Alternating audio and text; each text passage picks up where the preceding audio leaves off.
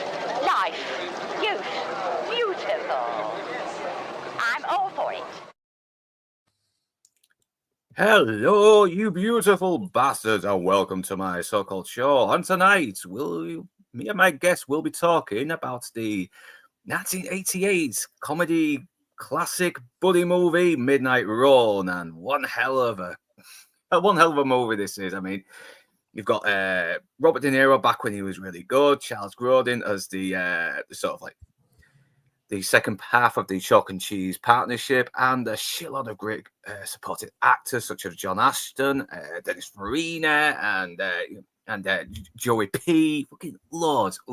Just a fun little road movie with some good laughs, some good action. There's plenty of great dialogue as well with some great moments. It's well, let's not waste any more time. Let's get my guests on. And that is my regular, the Lord of Toxicity. Hey, how you doing, man? Hey, Tony Boy, Critter, and oh shit, there you go. Sorry about that, man. You brought in everyone except Toxic. Here's Toxic, but first everybody else, since Toxic was late. I forgot to remove you from the stage and then add you back on. So yeah, you're all on the stage. So yeah, for the first time on here is Tony Boy. Glad to have you on. It was always good streaming with you on the Buffy, and it's good to have you on as a guest. And Krista Kingsford, always welcome, and Lord of Toxicity, always welcome all the time. Especially when we're talking about movies that do sort of like reflect on the business you do in your day-to-day life or stuff you have done in the past. So in the chat right now is Mr. E. Yeah, thank you. Thanks for joining me, Mr. E. And Outcast Creatives. Yep, I saw you stream on Midnight Run earlier as well, and I can't believe you already did it, and that was before we even met as well. So I really missed that. I really missed that train there. Richard Percy, like good to see you on here as well. And Nix, hey, Nix, how you doing? And yeah, Horror with Naz, what's up, nerds? Yeah. I need to get you on, but fucking hell, I know you got the time scheduled as well, so I might try and get you on for Halloween one on one of my Saturday streams. Yeah, I'm joining Naz for a stream later tonight, and I've got to make sure I get some sleep between now and then because I've got work in the morning. Yeah, and Fandad Menace as well. Yeah, glad to have you on here, man. It's this is one hell of a film. I mean, this is one film that definitely didn't do was basically moderately successful, even though a lot of people were riding on it, but it seems to still be very well loved as well. It's a very good fun movie as well, with some great actors just giving it 110%. But it's also very smart as well. It's got a little bit of an exaggeration to make it more fun, but at the same time, there's this sort of gritty realism to it as well to make it believable. So. As usual, before I head into the stream, I asked my guests, when was the first time you came into knowledge of this film? So since I'm going up and down in order, I will get to you, Tony Boy. When was the first time you caught this movie or came into knowledge of it? I came to knowledge of it was a couple of weeks ago when you asked me if I wanted to come on the stream. The first time I watched it was today. Oh, wow. Yes. Jeez. Literally, I caught the first half I caught like most of the movie this morning before I went to work, and then I came back, had my tea, watched the last half an hour, and now we're here. The timeline has been caught up. There are no plot holes. Nice. Yeah, I'm glad to have someone on who's watching this for the first time as well, because I think it was 20 years ago when I first watched this. It was on like TV, so and it was obviously going through my De Niro, Pacino phase at the time, you know, Goodfellas and Scarface and all that, and it was and it was something very different as well, but it still kind of felt like a very good film with a lot of substance as well, just as much substance as Scarface and Goodfellas and Casino and that. So Critter Kingsford, first time you saw this, came into knowledge of this, whatever. Well, being very old, I saw it in the theater when it first came out. Lucky-o. Yep. I wonder, Yep. what was the reaction like, Lord, back with this movie? I mean, Memory serves, which it doesn't. I remember being like well received, and I amongst my friends that saw it, we loved it a lot. We were also a bunch of us back then. Yaphet Kotto, thanks to Alien, big freaking fan of Yaphet Kotto. I was a big De Niro fan. I to this day, this is the only Charles Grodin performance that I like. I can't think of, you got Beethoven and what was that weird flick with for God's sakes. I know he was in King Kong. He was like the villain in King Kong. Oh, yeah. Oh, God, that's right. The 70s. Dennis Farina, big fan of him, too, because of that retro TV show. I should really do more research. Crime Story, wasn't it? Is it Crime Thank Story? you. Crime Story. Yeah.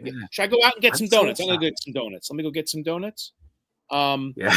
Yeah, that actor's been in nearly everything. I spotted him in Serpico, The Untouchables, everything. He seems to be a very recognizable character actor who we Young don't Guns know. 2. He was in Young Guns 2 as well. Yeah. So, and a lot of the faces, like again, I had this on VHS again when it first came out. I picked one of the few that I bought. But yeah, a lot of the faces, John Ashton, half the goons, Pantaleona, and they're all, again, I've said this before on other streams, like what I love about older films is that, or even TV shows, when you look at the cast and like guest stars in episodes, like, holy crap, look at all these now famous folks. So this one's got a ton of really fantastic actors, and it shows. Yeah, really good actors who really suit the roles and really play the roles to their strengths as well. So, yeah, Lord of Toxicity. When's the first time you saw this film, came into knowledge of it? You've probably mentioned it before on Outcast already, but probably for our newer viewers who haven't watched the Outcast yet, why are you not watching the Outcast? Watch the Outcast. Yeah, definitely subscribe to the Outcast Creative because it's good stuff. Especially if you want to see more of myself and Northern English Bastard. But yeah, this is one of those bring home the blockbuster movie on a Friday night type situation. The usual mom's going out of town for the weekend, leaving the kids at home, and get a couple blockbuster films, new releases, Nintendo game like that. So that's basically what was going on. And I watched it, and it's that thing where you had it for 3 days, so I probably watched it like 4 or 5 times throughout the weekend. And then when it came on cable the year later, in 89, even more so, and rediscovered it when it was re-released on cable. It's one of those cable HBO Showtime mainstays that was just on cable all the time. So I'm sure I videotaped it and kept it in my collection, and it's just one of those ones I've come back to a bunch of times. It's probably like in my top 5 of De Niro performances, and like right under Heat. So that says a lot about this film. I love Charles Grodin in this. I love everybody in this. It's a real bombastic throwback to the 80s because a lot of this stuff only happens because of the 80s. Like, it couldn't happen today. Like, I pray to God someone thinks to reboot this or some shit like that. But yeah, I know. No, what's going to happen is that, like, hopefully this stream can get popular enough that, like, they think, oh my goodness, Midnight Run, that's another movie we haven't remade. That's what's going to happen. Yeah, and it won't be as smart as well, because every time something goes wrong, it makes sense as well, because you see the set off before it, don't you? You see, like, everything leads to something wrong happening. Yeah, it's someone is not to be trusted and is giving away information, or the place is being tapped, or they've got someone stalking them. It all makes sense. While if they remade this, everyone would be showing up, everything would be going wrong without any context whatsoever. Yeah, it would just be contrivance for the sake of the next action scene. Yeah. I remember thinking that when I was watching this, that it was pretty. I think it was about like an hour in, maybe about 40 minutes, about halfway through. Anyway, that I can't remember where the characters were at the time, but I was sat there thinking, I was like, this. I was like, it seems like they're almost home. Like I can't see how. Like it seems like it'd be almost over, and then I checked the time code and it said an hour left. And I was like, what could possibly? How could it take them? How could it take them that long to? How is there an hour left of the movie? They're almost home. I'd be lying if I didn't say that I stole some of the plot from this for my book, because it's just like you want them to get from point A to point B and do this thing, and in this situation, Charles Grodin's character, the Duke, he's the MacGuffin. He's the thing driving the plot, and you have all these different entities. You got the feds, the mob, Mardukas, all trying to like steal him away from Jack, and Jack's got to get him to the court, or at least to the station by a certain time or whatever. So yep, by midnight. I wanted to say, in terms of all these different working pieces moving forward within the script, and maybe this is the wrong terminology. There's a concept, I think it's called Chekhov's gun. You show the gun, you got to use the gun. And and maybe I'm wrong on you, but I'm saying like all these characters are saying things, and it all keeps linking over and over, whether it's the sunglasses or the files or the photo in the bathroom with the towel of the hotel. So I just kind of feel like every character, as these scenes are taking place and moving forward, you're getting little bits of information. You're not getting hit over the head with it. It all plays out in the end. Yeah. You know why this film wouldn't work as a reboot today? Because all of the people in this, despite their faults, despite whatever stereotypes you might assign to them, whether it be the little redneck lady working at the Greyhound station, or this low rent bounty hunter, or whether the feds, everybody's a little bit more clever than they appear to be. Even down to the two mob thugs, they're even slightly more clever than they actually appear to be. And I like that. Marvin, especially the older one as well, because he notices the towel in the hotel room, doesn't he? While does this movie? I've just realized, does this movie technically count as a fairy tale because of how everything has to be done by midnight? Does that technically make this movie a fairy tale movie? In a way, I think, yeah. I mean, he does kind of get a nice little reward at the end, doesn't he? So gets, live his life. Cinderella had a glass slippers and horses and a carriage. De Niro has nothing but a wad of cash in his pocket, so he kind of doesn't have anything else.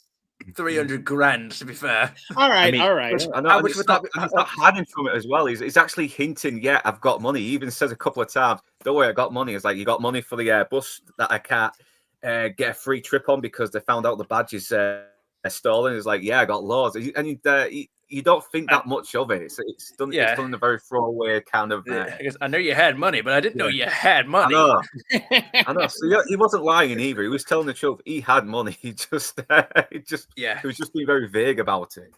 Yeah, I mean, it's so good, the chemistry between these two as well. I mean, they're very chalk and cheese, but you do sort of see they do have something in common as well. They do have a hatred for Serrano. Serrano is has kind of infected their lives. He's kind of ruined any chance of them for having a very honest life. I mean, De Niro was an honest cop, but he's kind of grown cynical because he's had to deal with these scumbags by himself, and after getting run out of Chicago by his whole department. So he's become very more paranoid and mistrustful. But you also see the parallels between him and Marvin. Marvin, he's a bit more altruistic in comparison to Marvin, who will happily sell the Duke to the mob for fucking high pay. I actually like that. I actually like it's Jack Walsh, isn't it? I've not just mixed that. Jack Walsh, yeah. I do actually like this take on his archetype, in that, in a lot of movies, you've got the cynical cop who's like an asshole to everyone, and he's done something bad in his past, and he's been abandoned by all of his friends and all this kind of stuff. I do actually like this take on his character, that the reason why he's dead cynical is because he is actually altruistic, and he's just gotten fucked over by a big criminal. Like he was the only cop on the force in, was it Chicago, wasn't it? He was the only cop on the force who turned down a payout from Serrano. He was the only one to turn down the payoff. He was the only not corrupt cop, and then he was given 3 options. He was they mysteriously found 7 pounds of coke in his house, and he either left town, took the payout, or spent 30 years in jail. And he was like, right, I'm leaving town then. So he is actually a principled altruistic character. The cynicism is just him not trusting people that have the power to fuck him over. Which, to be fair, is what helps keep him alive throughout the movie. So I do actually like this take on his archetype, if that makes any sense. Yeah, and plus, I've kind of noticed as well. He when he's with the Doug, he's talking to him like a police officer is with a pep. While Marvin, he's kind of treating him. He's kind of being a bounty hunter, treating the way a bounty hunter treats a criminal, probably depending on the bounty hunter, of course. He doesn't act like a cop or anything. He actually. When Charles Grodin does his Fear of Flying, De Niro takes him seriously and decides, okay, I'm not gonna, I don't want to put this guy away, but I don't want to be totally fucking, I don't want to violate this guy's rights either while doing it. I don't want to be uncompassionate. While Marvin is like, you know what, fucking knock him out. I don't care. Yeah. I don't care what physical harm I do to this guy. I'm just here for the fucking money. Screw him. And Grodin kind of analyzes him like, oh, you're angry, you're grumpy, this and that, you're very violent, as he keeps him in place. But like at one moment, I think it's with his ex-wife, and you can whether I'm over analyzing this, but as I just want to be done, I want to get out of here, be done, and like you could almost hear the pain and the emotion and the crying of all this shit he's been through, and here's his payout by getting Grodin to the bail bondsman to get a chunk of money to get away from it all, from just all the way he's been screwed over trying to be the good man, corrupt cops and dealing with gangsters. And now it's like you can almost hear in his voice. So to a point, Grodin is right. Like he's all angry and this and that, but deep down, this character is in, like, I would say not consistently, but in pain. Like when he has this moment and he's like, honey, I need this money. Can I just, you loan me this money? I can get the hell out of here and get him home and get this money and be done. And he's got kind of having a little mini breakdown, and then has to put his the stoic face back on when he's done, kind of almost crying a bit. Yeah, and plus his daughter shows up as well, and it kind of calms him down as well. And it's we'll get to it later because I've got the slides up. We're gonna go through the movie, but it's a fucking heartbreaking scene, and I watched it twice before I did this, and I almost got teary-eyed every time because it's what they don't say that really makes it impactful. Yeah. I always like that about stoics. Like stoic scenes in a lot of movies is it's not the thing with stoicism isn't that they don't show emotion, it's that they do, but you got to look for it. You know what I mean? It's what they don't say. It's what they're trying to conceal, isn't it? That's a great way of putting it. It's what they're trying to hide from you. Yeah, and that's what good actors are supposed to do as well. They're supposed to make that's what's lost in modern movies. Yeah. I'm sure Drinker's done a video on it. Probably. We'll have to ask Blue Collar Loser. He knows him in and out now. I'm sure Drinker's done a video on it. But it's like a lot of these roles in movies now, a lot of the character work is all just saying what the characters are supposed to think. There is no reliance on an actor commanding the role. You know what I mean? Right. Anyway, I'll stop commanding the stream. No, because you do lead a good point, because right now this beginning shows exactly is a great way to introduce these characters without saying a thing. I mean, the way he picks this lock, it shows he's very kind of the guy who likes to keep the quiet approach as well. He wants to catch his feelings unaware. He likes to avoid as much trouble as he can, any disasters. And De Niro actually did take some real lock-picking lessons as well. And I think some censors were very worried about this scene, that people would imitate it. I was wondering how real when I watched this. I'm wondering how realistic this is. It's realistic. It's realistic. All right. Yeah. Did you do it with locks today though? Because they've used like modern technology, even on the old sort of like old school locks where you just put the key in and turn. I don't think that counts as lock picking. Just putting a key in and turning. I think that's just unlocking it. No, I mean, because I'm talking about you know, because they've probably have developed like new mechanics in door locks as well. So I don't know if Not this really. mechanism Not would really. still You'd be go. surprised. People spend a fortune on ring cameras, motion sensors, floodlights, motion trackers. but not the lock. But then they have this like standard ass cheap door. Yeah, So. and it's a good thing he dropped that lockpick as well, because that guy would have blown his head clean off. Oh yeah. Yeah. But obviously the Pep's getting away. He's got to chase him down, and you got that music by Danny Elfman, which I did not know for a long time because it sounds very unlike the Danny Elfman we know. But this is obviously 1980s Danny Elfman, back when he was still a pop star who was just starting to do movie soundtracks.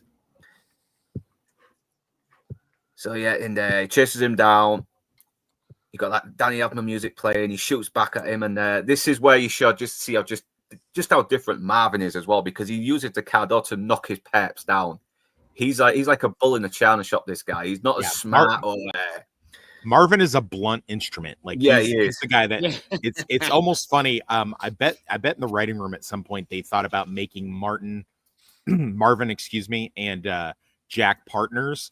And maybe they were at one point, and then they were like, you know what would be funnier if they were actually rivals going after the same bounty or something like, you know what I mean? Like that would actually be funny, because that's where your conflict in your story come from is these two. Plus you get to see both sides of, you know, Jack is a little bit more, I mean, Jack is certainly gruff and he's rough, but at the same time, he is a little bit more slick than Marvin. You know, in the way when he tracks down the phone number, which is coming up, I mean, obviously later on, like versus John Astin's character, who's like just, you know, making mistakes, and clearly De Niro has, thanks to I guess his police background, better high tech, you know, improv and whatnot to deal with the public and to get information that he needs. Yeah, and he's worked undercover as well, so he's learned how to do the things that criminals do, like breaking in with lockpicks, etc. And it's like, and it is almost like Marvin's a bit of a vulture as well. He's like the vulture in Brooklyn Nine-Nine. Like he sometimes snatches off the Peps that Jack's trying to bring in. I need to find a way. I need to find a way. I need to get back into watching that. It's been a while. I know, and you probably get a hint as well later that it is probably Joey P sending Marvin on this case again. This is not the first time it's happened. This is like the 100th time this has happened. They're always running into each other, and basically Jack has to do the whole Marvin look out, which at the time I thought, okay, that's a dumb thing to do. Marvin. In the book, but he has been working. He does work in a job where people are trying to kill him, so it would make sense for him to always be looking when someone says that stuff. Yeah, but I mean, it's like, how many times has he already fallen for this? And this is just the first time we're seeing it. I mean, do you know what? We'll get there near the end of the movie. I think it makes sense as well, because he's in a job where people could sneak up on him and kill him. So okay, that's you know, I bar that he would always fall for it anyway. Yeah, all right. But do you know what we were talking about? These two potentially being like buddy cops. It kind of reminds me. I don't know if anyone remembers what he looked like, but in Batman Begins, Jim Gordon's like corrupt partner cop. He kind of looks like him. Does anyone remember him? Yeah, the encounter is when Scarecrow's gas goes off and he sees the like crazy perp or something. He puts him against the hood of the car, and then some guy goes, "I see harassment." And he goes, "How would you like to see some excessive force?" Yeah, I can see Marvin being that kind of cop if he was one, but who knows? I doubt it. I doubt he ever was. Who knows? Yeah. But obviously, he knocks Marvin out, gets the pep, and the music itself lets you know, okay, this is going to be a fun movie. This is not going to be grim. This is not going to be depressing. You're going to have fun with this movie. It's you are going to have fun whether you want to or not.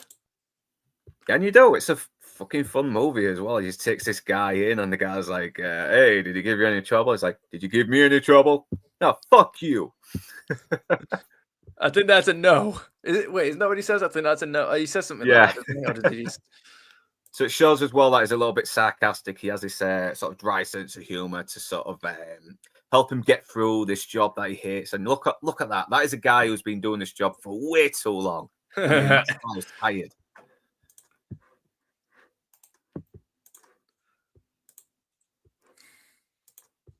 Yeah, so now he goes bound to the bail bondsman, and You missed a God, this part. guy. You missed a part. Oh yeah, Oh no. what was it? So there's a big thing where the cops say, Jack, you're here again. The soda machine needed to be fixed like a week ago. Yeah, so obviously he's like, because he's a bail bondsman, he's like a bounty hunter.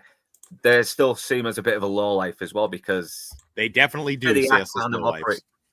Yeah, because they're still operating on both sides of the law. Bounty hunters can easily be corrupted, so because they are exactly a fully authorized officer, are they? No, I what- don't Not really at know. all. Not at all. yeah. I mean, aren't they basically? But they're not. What's the difference between them and vigilantes? We get paid. Right. Okay. Wait, the vigilante gets paid. Toxic? Aren't you a vigilante? I'm definitely not a vigilante. Okay, just check. You have to pay me. You have to pay me. yeah. Because it's like, where does like a private detective or investigator, whatever you want to call them, like, Yeah. where do they fall in that? It's along the same lines. It's along the same lines. Right. Okay. Like, is that, my lord? Is that legal? Of course. Okay. Well, I mean, You still get licenses, don't you, to be a private detective? I mean, you can do, but I mean, the thing with licenses, like anything else, it's like, you don't really need a driver's license unless you get pulled over. You don't need a food handler's license unless like the health inspector shows up. So it's like anything else. I mean, you do something for pay. I mean, getting a license is just like, I mean, Well, it's kind of like casino as well. You don't need a license to run a casino. Right, Just change your right. title to food beverage manager and some other bullshit. And Right, you know, right. Because just- it's not just like put- that. Because yeah. it's not like that means anything. It's not like you can get like a PI license, a bondsman's license, a process server's license. You can get all those things, and then you can go on Amazon and get yourself a nice little cool looking badge and put it in your ID holder. But you flash that to John Q. Public, you're going to get arrested for impersonating a police officer. You flash it to another cop, they're going to be like, what the fuck is that? That's just a toy. That doesn't even mean anything to me. So at the end of the day, it really doesn't matter. You're just a blue collar worker doing a job. So, but obviously cops don't like it.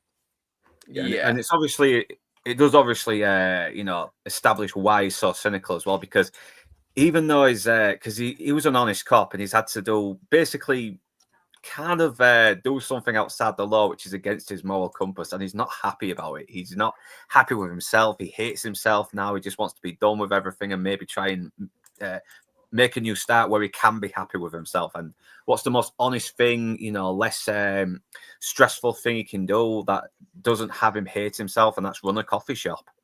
Yeah. Have to deal with criminals. Just fucking, he can be a bit more peaceful and still make some money, honestly, without worrying about. I mean, it depends on where you put the coffee shop, really. Yeah. But it's a bad idea as well. Even Charles Grodin's character establishes that later. It's financially it could be a disaster for him. So yeah, this actor as well who plays the assistant to Joey P's character Eddie Moscone. I'm trying to look him up. Yeah, Jack Kehoe, if I'm pronouncing his name right. And I need to have a moment, Sheriff. I need to have a moment. Yeah. and Young I Guns, just love Young Guns too. Yeah, you just love what a punchable prick he is as well. He's like, oh, you finally got someone, Jack. That's really terrific. And it's like, what? I'd be like, dude, I'd be like, bro, you're a secretary. Shut up. I know. And he's Yeah. a fucking snitch as well. He's a snitch. He's a A grass. He's He's a I know, grass. it's a grass. Yeah, A grass. I know. And this is another one, another good bit of This exposition. is as so well. like You- Joey Pants. Listen, guys, in the mid to late 80s, like you had these like all these actors and these directors were doing these kind of like grimy, funny, just really just enjoyable. You had like this, you had Running Scared, which Joey Pants was also in, by the way. You had Cop with James Woods. You had like Off Limits with Gregory Hines and playing army cops overseas and stuff. And like you had these movies and you had Shakedown with Samuel L. Jackson and Peter Weller. Like you had all these great cop and cop adjacent movies coming out, and of course you had the big ones like Beverly Hills Cop and things, and Lethal Weapon. But I mean, you had this like whole arena of these kind of cop movies, which were so good, man. I mean, you could just go. I think they even had their own shelf up at the Blockbuster. You know, like I can confirm that. Yes. Yeah. I know, because he's always good at playing these sleaze bags as well. I mean, if you look at him, I mean, this guy just looks like every sleaze bag in the 80s as well. He's got this bad, terrible shirt with his tie, and he's got his balding comb over and his beard, and he's already trying to stiff Jack as well for money he's paying. He's trying to pay him less. He's trying to manipulate him into paying less, but Jack is not having any of it. And yes, it's not the first time this has happened, and you get more information and more context into why he wants to get out of this fucking business, because not only is the criminals shooting at him, his boss is trying to rob him. Yeah, constantly. So do you Brits understand the whole bail bondsman thing and that concept? Do you guys understand how that works?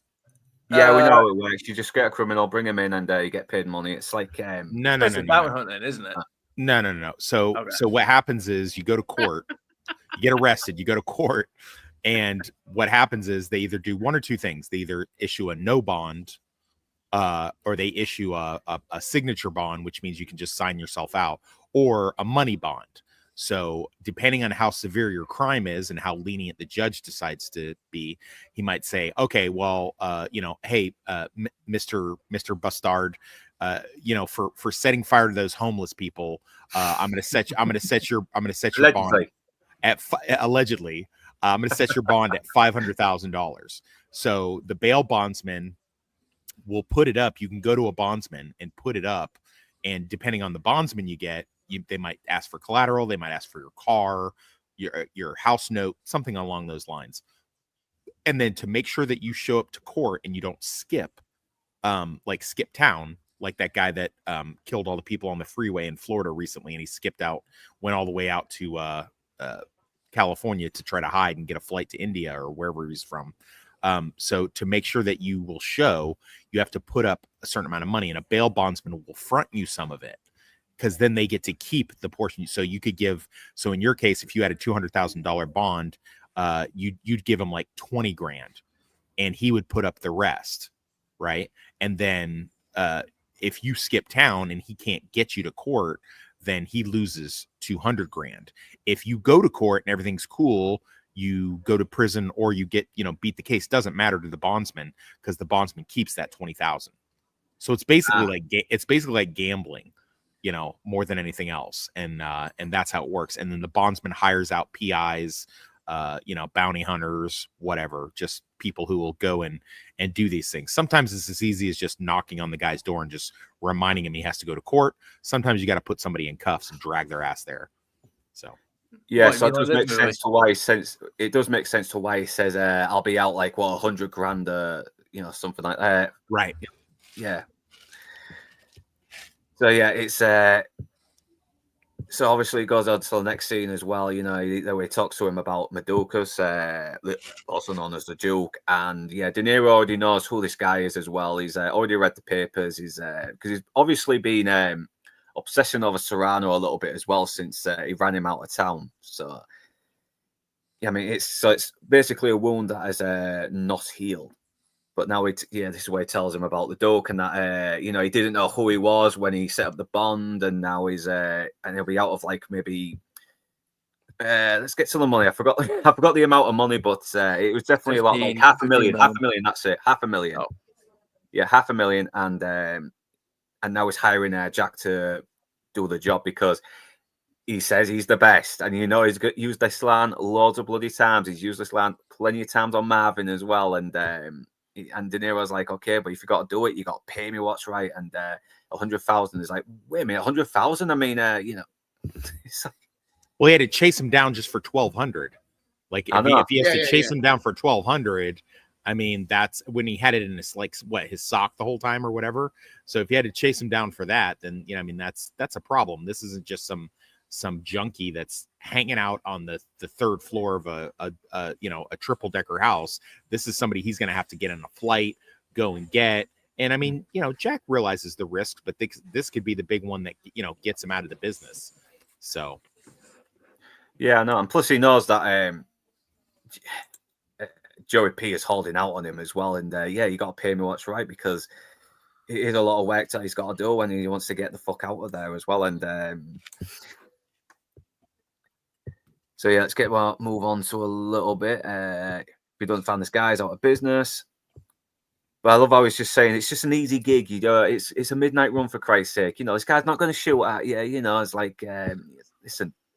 I'm sick of always being killed by every low life I run into. Less money, isn't he? But it's not. And that's where we all point at the TV and go, he said the title. He said the title. Yeah. He said the title. He has no choice but to be Superman 4: The Quest for Peace. And he finally manages to get him to pay him the money for the last jobs. Can I have my 12,000, please? So he just pulls out of his fucking sock. So he's got it in there the whole time. And it was 12. I think it was 1,200. I don't even think it was like 12,000. I think it was 1,200. You had to chase him down for it. That's like nothing. I got to chase you down for 1,200. You want to offer me 50?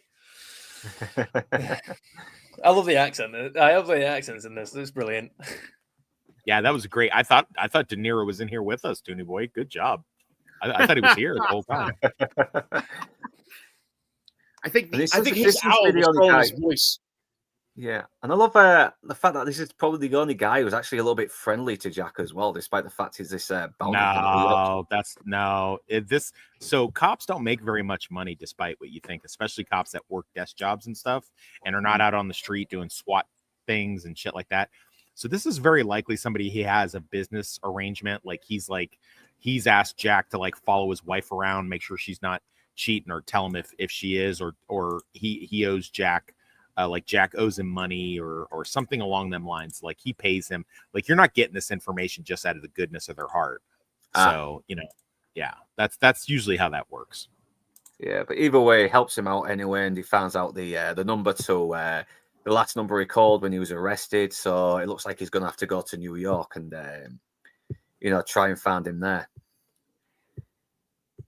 And this is where he gets stopped by Mosley, played by the great late Yaphet Kotto. And once again, we're getting more exposition on this guy as well. Legend. Yeah, and he's he's just a total stick in the mud. He's very serious federal guy, and that's it. He's really not got a sense of humor, but he is very determined and professional, and wants to. And he is actually very honest as well. He's a guy trying to do his job, and he actually is trying to do it honestly. Yeah, and it seems, yeah. Yeah, he does have a. No, hang on. I was gonna say it's definitely not him with a sense of humor. I was gonna say I was talking about the sunglasses gag, but the only thing he does is chuck it in the air, doesn't it? It's Robert De Niro who puts it up on the wheel. This is a cool thing to see De Niro do comedic stuff like this, because up to this point he's pretty much been the dramatic heavy in almost anything that he's been in. So watching him do something like that, I mean, even the movie he did called King of Comedy was still a very serious role. So up to this point, he's not really gotten a chance to flex his comedic chops.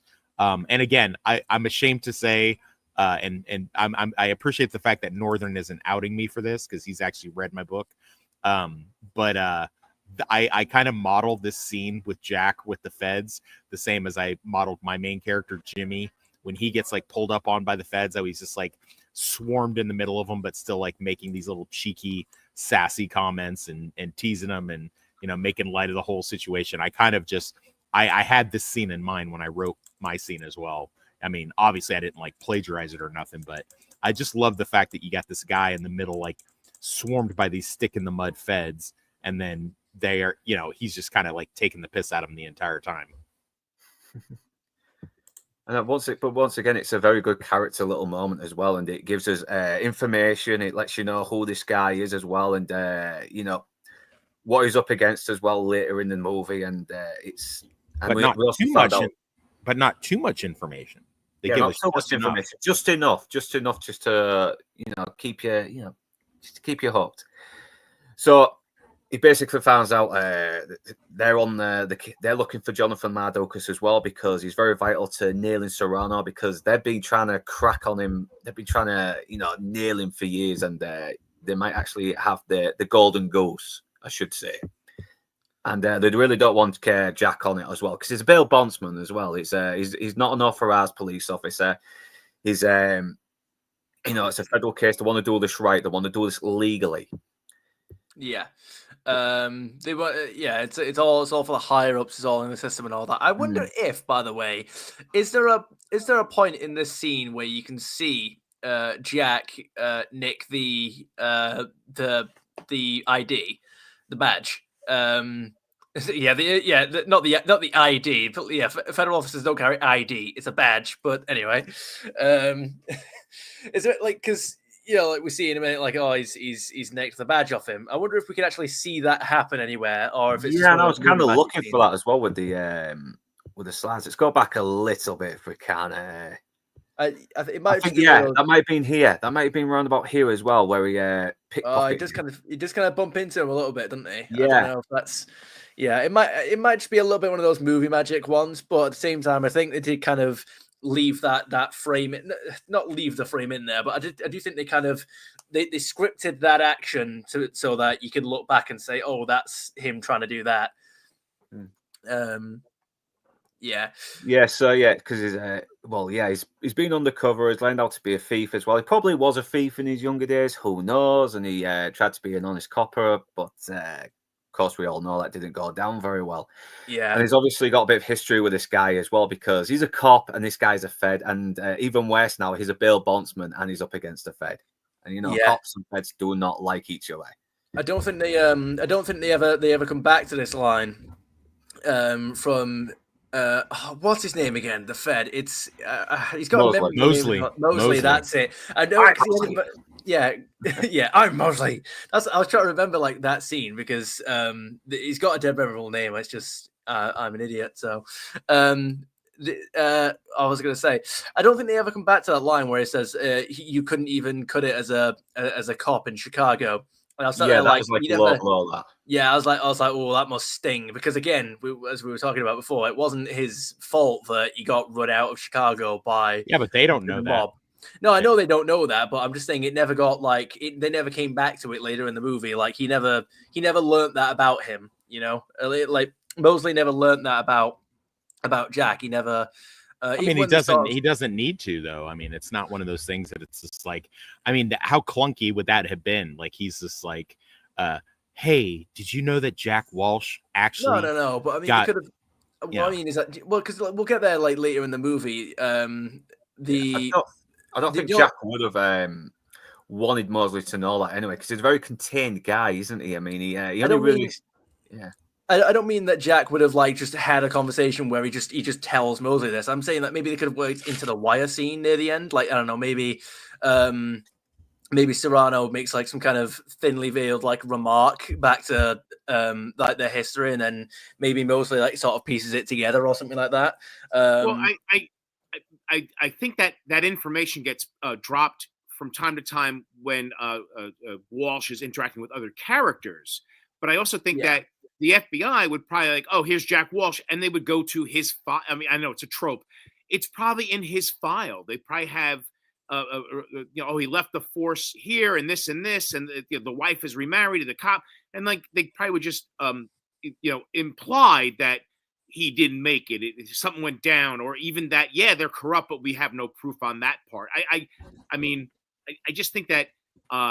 You kind of learn about the character with that situation, and to actually have the FBI make that statement, but you've already got that info coming across with other interactions with other characters. And I think it would be clunky to kind of beat that point again with another character when you kind of have it filled in throughout the. Sometimes there's unresolved threads in stuff, and you just have to it doesn't make or break the thing that you watch. The reason why it's bothering you, Toonie, is because you're so young and everything has been spoon fed to you in media and stuff for so long. You're not used to having an unresolved thing, so it's starting to mess with your ADD and all the other 7 different brain things all you Gen Zers have. in your mind that makes things difficult for you to live. Like you want that completion of it. You want that to be fixed. But guess what? In real life, sometimes things just aren't fixed. You know, my father-in-law will never know that I'm this really awesome guy. All he knows from me is that I pistol whipped some college kid in 2007 when I was still an MP, and he doesn't like me for that reason. So that took a very personal turn.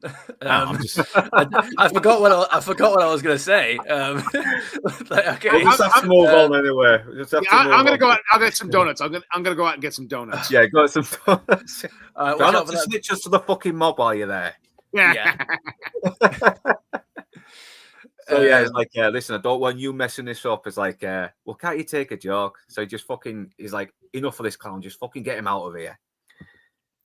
So yeah, it's like, hey, what about the sunglasses? Like, here, take the sunglasses. And he's like, thank you. He Thanks for almost this. catches them as well. He almost catches Yeah. them. That's the annoying bit. He almost caught them. Yeah, he almost. I think it was an accident as well, but they kept it in because it looked so natural. So Yeah. and yet it reveals he's a pickpocketer as well. You know, he can. He's a very resourceful guy. And I don't think I got the shot where he does this little pose with a badge as well. But yeah, there it is. That's a great scene. He was funny when he, I mean, he's done some funny shit, De Niro. Yeah, no, he was a very funny actor. He was a serious dramatic actor, but he could. Too bad his TDS has rotted his brain. Oh boy, I know. Yeah. He put in the fucking work for his characters. He wanted his characters to look authentic. He actually drove a taxi for a few months and got a license while doing taxi driver. He learned boxing. He put on weight for real to look like Jake Mallory. You know, he did not fuck about. Did they tell him that they were shooting a movie? Like when they gave him that like pitch, it's like, we're doing a movie, by the way. We don't actually want you to be a taxi driver. It's like, oh, I've vastly misunderstood that phone call. Yeah, Goodfellas. I mean, he actually rung up Henry Hill asking him loads of fucking weird questions about the real Jimmy Conway. You know, Jimmy Beck, his real name was. He would ask him, how would he hold his cigarette? You know, how would he drink his wine or something like that? And Henry Hill was like, this guy's a fucking maniac. But yeah, it's what made him so great though back in the day though. Just the pure dedication just to be convincing as his characters. Yeah, I love the fact that like in this scene when he's doctoring the badge, he does it all in front of a kid, and the kid can see him. He's like, the kid works out what he's doing. That's good. Yeah, no, that was funny. That was. I love his reaction as well, and it shows just how good at the job he is as well, despite the snarky remark from the secretary.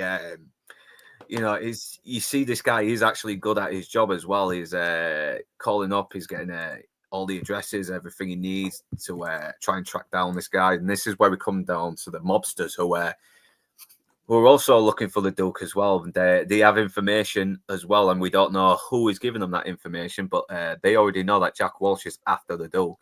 Of course, he plays it like he doesn't know anything, or I don't know what you're talking about, but yeah, we soon learn who is giving that information. And yeah, they even tried to bribe him again as well by offering him like a million for this as well. Yeah, that is. It was like turning down $1 million for. It's like that's when you know he's not corrupt. Yeah, but you're really not turning it down though. I thought about that as I was like heading over here, and I was kind of like I had it on my phone playing as I was driving out here, and he's really not, is he? Because it's like, how would you collect? How would you he had to get a contract with Joey Pants in order to get the $100,000. But how would you collect that $1 million from if you're not part of their crew? You know, I mean, think about what he himself did in Goodfellas.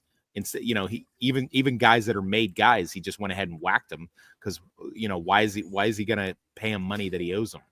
You know, so I mean, there's no way he'd walk away with that $1 million. I mean, yeah, and I think he knows that as well. 2 days later, you know, he's whacked. There's no way. Yeah.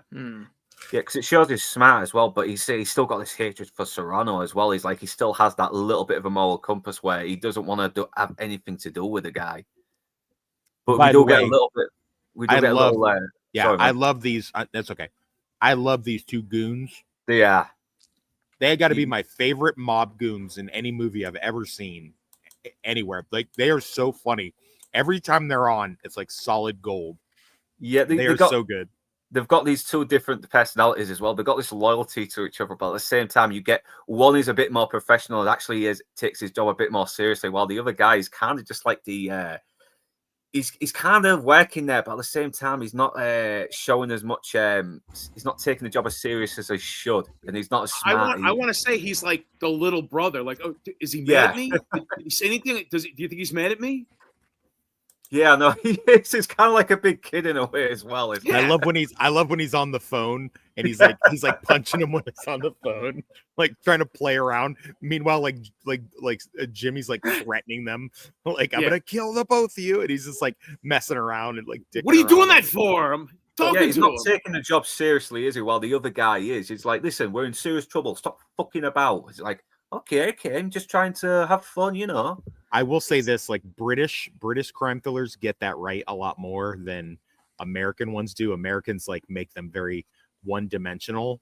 And like with this, like these guys are great. Like they're cunning when they need to be, they're diligent and scary when they need to be, and they're fucking funny when they need to be, you know. So I know there is a reality to it as well. 'Cause even when you've seen like interviews with real gangsters, you know when an actor is doing a good job because they actually do feel like real mobsters, and I've played that a lot as well in the other movies as well. They are kind of like typecast in a way as these in these roles, but these are good actors that fit that kind of mold, though. He's got the eyebrows for it, hasn't he? He's got the hairstyle and the shoulders fit the suit well. Do you know what I mean?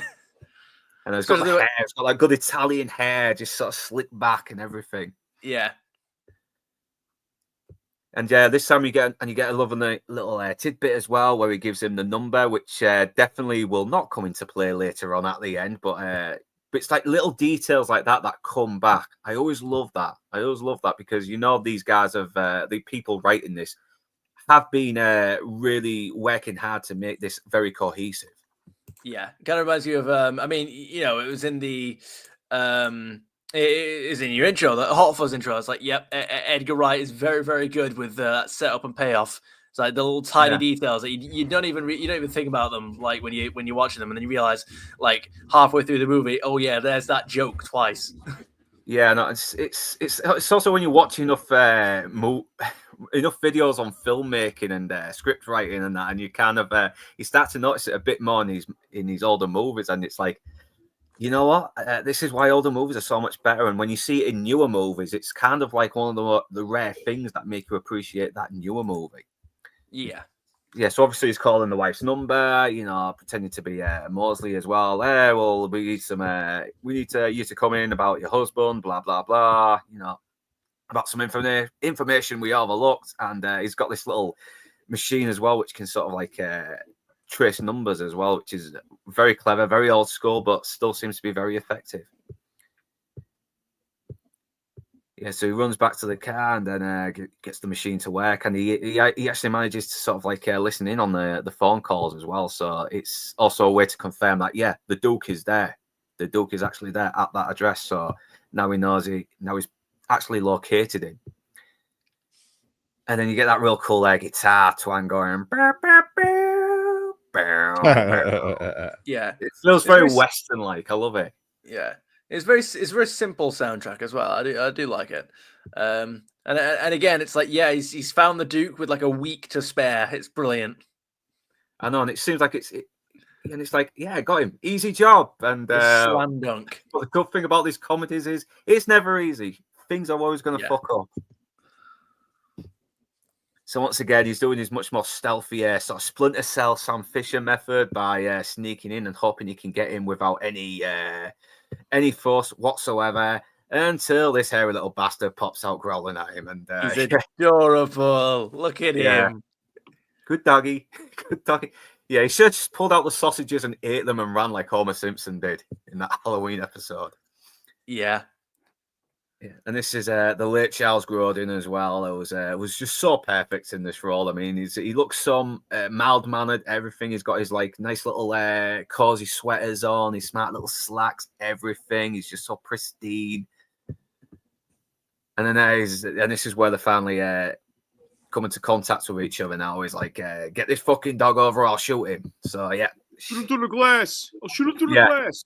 And yeah, he tells the wife to do it as well, which is very smart. He doesn't tell the Duke to do it either. He's like, get the wife because I need your husband. Yeah.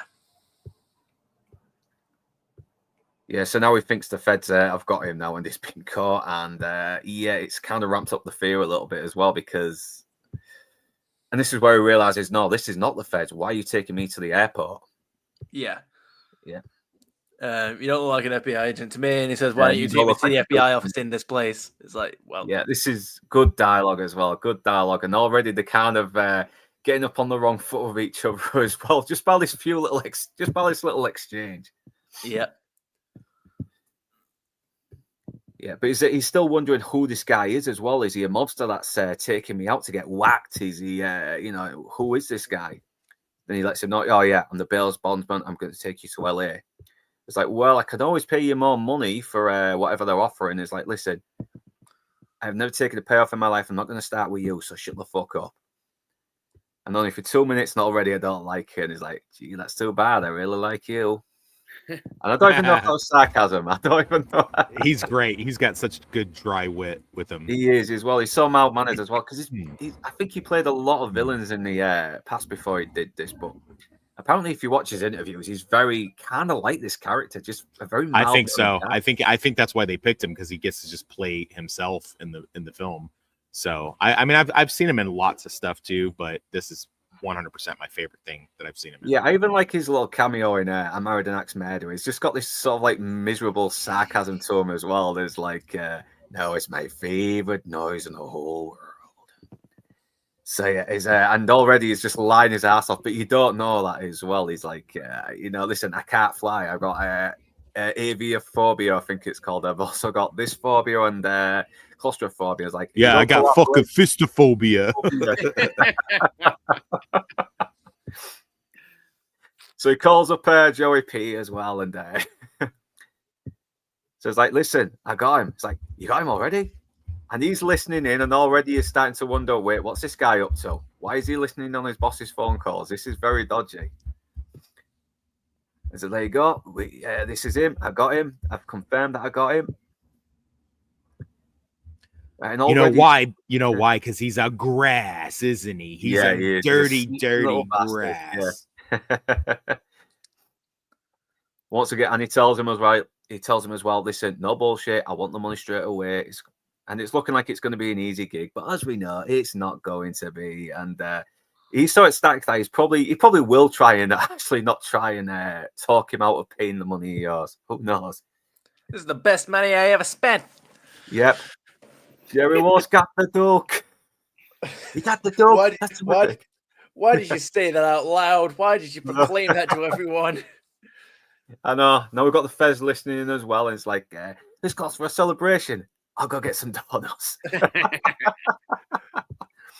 So already the plot is starting to sort of evolve a little bit more. Now it's starting to kick into gear because now you've got the FBI knowing about the Duke and they're about to make their move as well. So it's picking up a pace as well. It's really sort of ramping things up. And it wastes no time as well. It gets straight to the point, which most good movies need to bloody do. And we're already getting new twists as well. Like the secretary is a fucking snitch for the mob. He's ringing up Jerry already to because he knows he's going to get a good fucking payout if he doesn't get whacked. I like the little detail of him, like gently cradling the phone back into its carriage as if he's sort of ashamed of what he did, and then checking to see if his coin got released so he could grab it. Yeah, no, it's like he's look on his face when he takes it out as well. Little that's moments something that we all did back in the days. Like when you use the payphone, you see if you get to date myself even further. See if you got your dime back. Your dime? Oh, what the dime? Hell? Yeah, dime. Way back when, a dime and a payphone. We're talking early 70s. Back in my day, I could drive the trolley for a nickel. No, you got a sandwich and a blowjob. The old days before overinflation, hyperinflation. And this is where we meet Serrano, played by another late great legend, Dennis Farina. Dennis Farina. What a fucking legend, bro. He was, man. I mean, the guy was a former cop as well, so he's been involved in fucking crime and everything on the opposite side to this character, obviously. But and he's such a good character actor as well. He does bring a lot of realism to the role. So we'll go through a few chats as well. Yeah, Rachel Pierce, I love this movie. Charles Grodin was brilliant. Yes, he was one of my favourites of the year 1988, the year I was born, by the way. One of the few films, Toxic, one of the few films I actually enjoyed watching with my father. We saw it on the small screen in 1989 when it made its way to HBO. I'm glad our neighbours have got on cable. Oh, cable, remember that? Low tardiness. Oh, yeah, because you got a bit late, weren't you? But thankfully just in time. Did I miss anything? I fell asleep waiting. we need sarcasm font. Yes, we do. Hail. Yeah, Nix. Yeah, what's up, nerd? Yeah, hello, Nadia. No, I'm a geek. Smart and obsessed, but not socially awkward. Yeah. We'll try to get you on again, Mr. E. I think I'll try and get you on for Chopper if you want to come on. So, yeah, to the chat. Yes. Yeah, Horror Winad. Give me at least a week heads up and I'll block off time from work. I will, if you're okay, if you can afford to, I'll be glad to have you on. I really would. Yeah, Fandad Minnesota. Yeah. Good to have you on all the time. Yeah, Midnight Run at 9 p.m. Aren't we early a bit? Well, it's Midnight Run somewhere else. So yeah, Critter is not old. He's experienced. I like him in Dave, even if it's a small part. Oh, Dave, which one is that? Which one's that? I know it's the Kevin Kline movie, but I'm trying to think which actor now. So he was Dave's friend that helped him fix the budget. I need to rewatch that again. It's been a fucking while. Yeah, the timeline is consistent, not rushed. Granted, love the mountain terrains and that prairie town of Amarillo. Yeah, there is something about these locations in this movie as well, and they do bring a lot of character to the different locations every time you see them. They become like little mini characters themselves with every place they travel to. And I think they do capture a lot of the characters of those towns as well in that town. So I think that's why it's such a great road movie as well as a crime buddy comedy. So. Okay, let's move a bit more. Yeah, the stream live with both NABs and Lord of Toxicity's channel. Make sure to like them both. Who is Chekhov and does he have a permit for wielding a gun in this narrative principle? Let's hope, because he sounds like a dangerous motherfucker. So yeah, look at me hop along. I can't read that. Sorry about that. Yeah, Bruce McFadden. Yeah. Cat Stage just dropping for like, okay, thanks. It's very appreciated. If you do end up coming back on, you're always welcome, man. Jack Walsh, can I ask you something? These sunglasses, they're really nice. Are they government issue, or do you guys go to the same store together? Another one of those great lines. This is so full of great one-liners, and the dialogue is so brilliant. So yeah, when the Stoic Command breaks, it's way more impactful. I cannot agree more. There's something about a Stoic Man just not blubbering like a fucking woman. It's that makes it more emotional. Isn't there a license involved too? Well, a vigilante doesn't. Yeah, I think we've already established that anyway. So yeah. I mean, my modern example of that whole Stoic man breaking thing would be John Wick. You know, I'm sure we all know the scenes. Like the phone call scene with Vigo near the beginning. He just doesn't say a word, and then later on in the movie, that's when he finally starts speaking for once. Yeah, agreed. So yeah, Mr. E, you need law enforcement present for a citizen arrest, and it's also on a state-by-state basis. So 2025 need to be more specific. Female breast investigator. Yeah, for the FBI. So Shakedown, I haven't watched that in forever. Yeah, I'll try and check that as well, because I'm always up for watching like movies I've not seen before or heard of. Don't forget ROR. I think I might have forgotten what movie that was for a minute then. So yeah, allegedly, yes, allegedly earlier about the bombs on the flamethrower since the UK started arresting citizens for tweets. Yeah. It doesn't make sense, Mr. E. Setting bombs on fire is illegal, but James Constance existing isn't. Explain that one. Yeah. He's too good. Every time he's within my grasp, he slips right out. I don't know how with his fucking size. $1,200, 1988 is like 35 grand today. 100k is like 300k today. Jesus Christ. Yeah, so he's not. He's only a little shy off $1 million near the end, then, isn't he? I know. Twitter flagged me today as a man, so my country is joining the UK's age verification. Yeah, that's getting fucking out of hand, that as well. It's not to do with protecting children. It's all about fucking invading your privacy. I'll tell you. More. I'll tell you now, it is not out of hand. It is exactly in hand. It's just the wrong hands. Yes. It is not out of hand. It is being used exactly how it's intended to be used. He didn't notice the suit and sunglasses while I emphasized situational awareness all times. Okay, good point. Tony boy, stop being an idiot. That's my job. Hey, you know what? We're all getting paid. Yeah, military doesn't like either FBI in country Afghanistan. We're always getting in my way. Yeah, so the FBI are a pain in the ass then. I mean, I'm pretty sure they were involved in the Kennedy assassination, or was it the CIA? I can't remember. Or was it both? Oh, yeah, this guy also directed Geegly, 75 million budget and $7 box office, but otherwise, breast film made money. Yeah, that film really destroyed his career, and I don't think he made anything since after that. Yeah, very shame as well for a good filmmaker because I think Running Scared's supposed to be really good as well, so I need to watch that. So FBI in Afghanistan because 9/11 happened in American soil and it was an active investigation. Have you never You've never seen Running Scared from '88? I've not seen it yet. No, Holy crap! I need to watch it. I need to watch it. Good one. Yeah, back when actors did research and prepare for the role. Yeah, they did. I'll do a couple more and then we'll get back to the movie. Secret at Abbey Heard, when Lord of Toxicity said Tony is too young, I didn't not mention he won't be able to see the stream on which he's on the panel because his YouTube keeps reverting to why kids. Nice. Yeah. Nice. Ruins the mystique when you understand the tech of the time. The Bearcat scanner would only work on a cordless home phone, and even then it would be pure luck to intercept the call, not to freaking. Oh.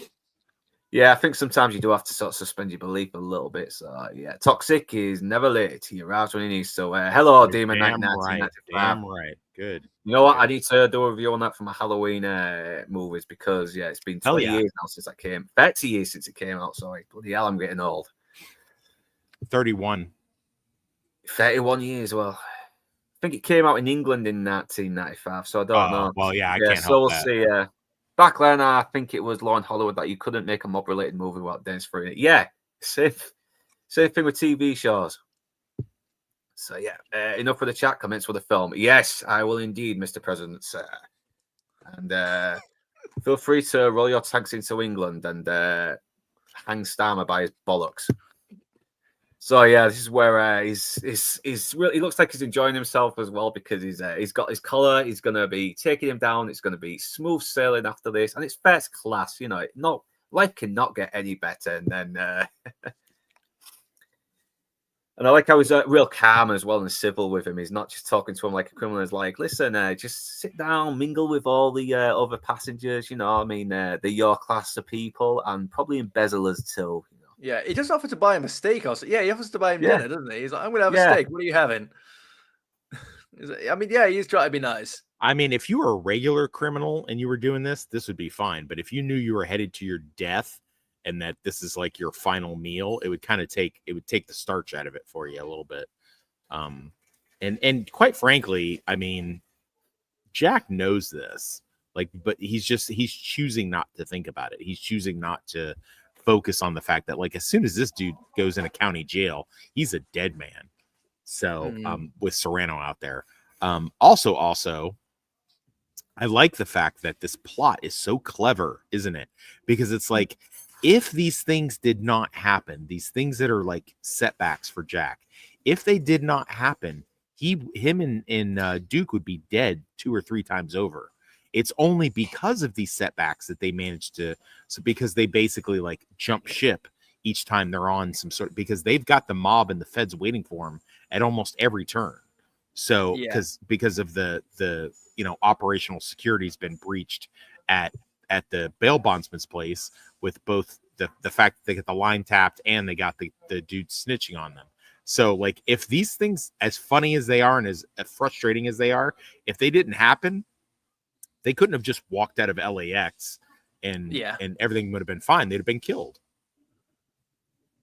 I know, but it also adds to the situation as well. It makes the situation more desperate, especially the fact that they constantly need money as well to get to where they are. But everything keeps fucking happening that sets them back. And so, once again, it just replenishes the bloody resources that they need.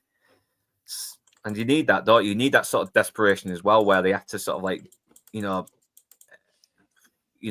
take desperate measures as well just for the goal to be completed. I've never flown first class. I wonder if this is what it really looks like. I was going to ask you, Critter, but I didn't. I figured when you used to fly, they were like biplanes, right? The propeller ones, like the Wright brothers were using them. Oh, did he pass away? Critter, have you died? I'm sorry. We may have lost Critter. Yeah. Let's have a look. I apologize. What's up? I'm sorry. Did we wake you up from your? Did you have a little nap? Did you drink your Ensure and I have a nap? apologize. I'll put it in the private chat. What was your question again? I was going to ask if you had ever flown first class and if this is what it looks like, but then I corrected myself because I realized that planes weren't around at the time. No. The biplanes didn't have first class. That's funny because I said biplanes. That's what's funny about that. Oh God, no! I flew first class once for the honeymoon, and it was fantastic. Yeah. Okay. So I've actually been in first class. No, I'm sorry, twice. And it is this nice. It is this, but they don't have a giant table with lobster. I've never seen a table layout.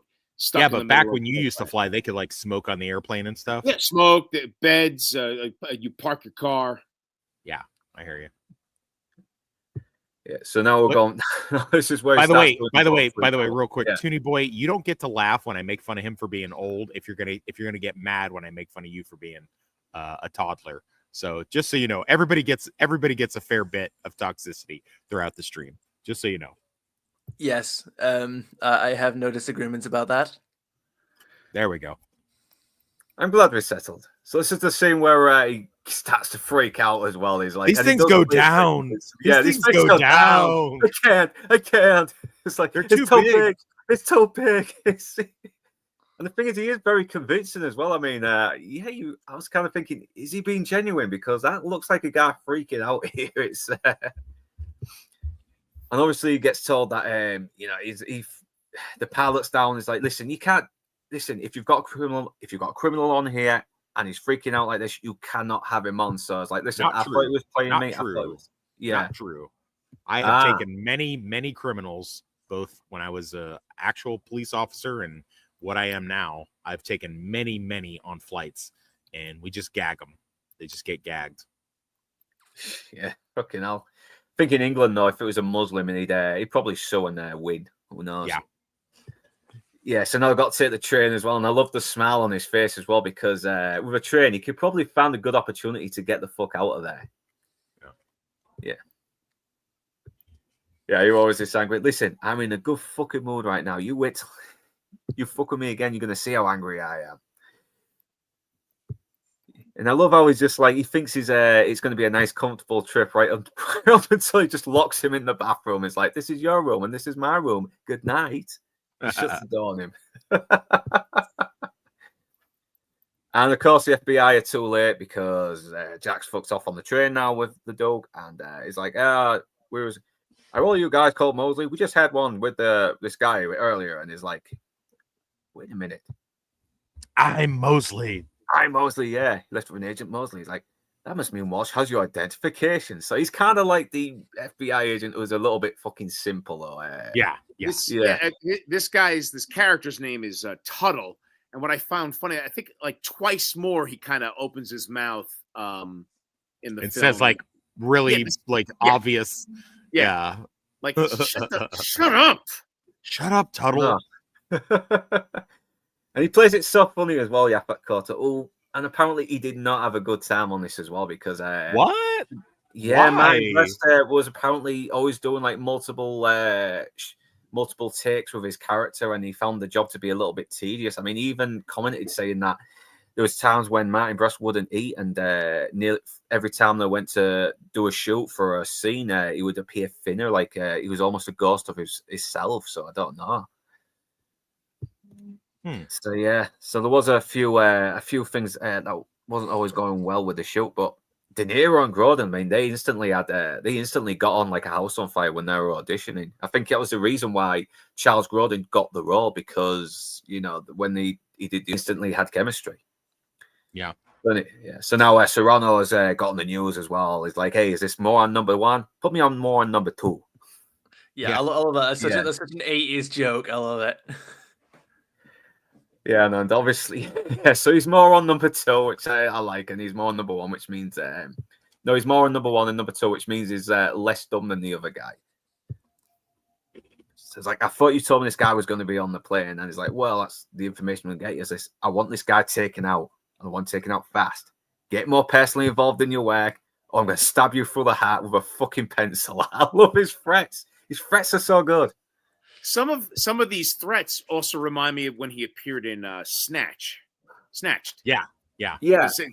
Same very violent, talking to his Maury, co-workers. Sit your ass down, you big bold fuck.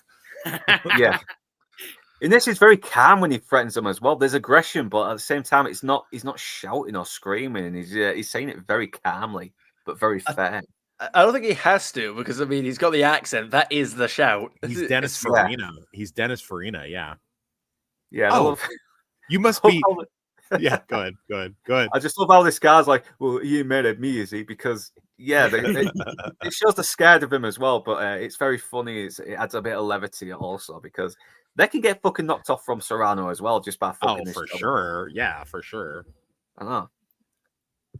And obviously, he starts playing the claustrophobia thing, and he's like, listen, you can't do this to me. There's not air, I'm claustrophobic. And it's like, obviously, he's pissed off as well because a simple job on a flight has just kind of taken another turn and made his job more complicated. So it's like, and he is trying to sort of like be a bit more heartless and not fall for it. But I think in the end, a bit of compassion still comes out, and he does let him out, doesn't he? Because he's not really a bad guy. He's a cynical. Yeah, he's miserable, but he is still a good human being deep down. So of course he's gonna actually fall for let him play on his good nature here. Yeah, so this is where we start getting a bit more of the Charles Grodin annoying Robert De Niro thing that pretty much happens apparently more throughout the movie, which is fun. It's really fun, and this is where he lets him know that he's working out all of his finances as well for when he gets his coffee shop ready, blah blah blah, and you get this really good exchange as well. Like, well, I'm an accountant, I can help you. It's like, well, after I turn you in and collect my money, I'm going to open a nice coffee shop. It's like, well, as an accountant, I'd hardly advise against it, because half the time these restaurants close down within the first 6 months. It's like, yeah, but you're not my accountant. It's like, yeah, but I'm saying if I were your accountant. But if I was. It's his continuous soft insistence. If I was, like, Jesus Christ, shut up. Getting under his skin. Like after it ends, it's the way he mutters it as well. It's like, well, if I was, yeah, I got your point. Yeah, but once again, he is trying to bribe him as well.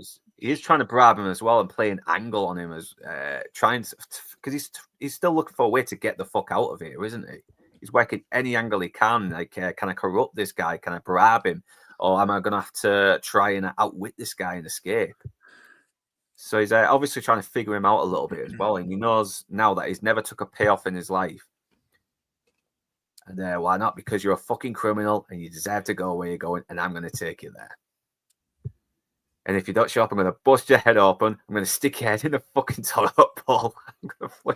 And make it stay there. I love how later in the movie, after like he's about to do something, I think it was the thing with the money, where Grodin's just he had heard so many threats from Jack at this point. He cuts him off. It's like, yeah, I know you're gonna hit me over the head and do a thing.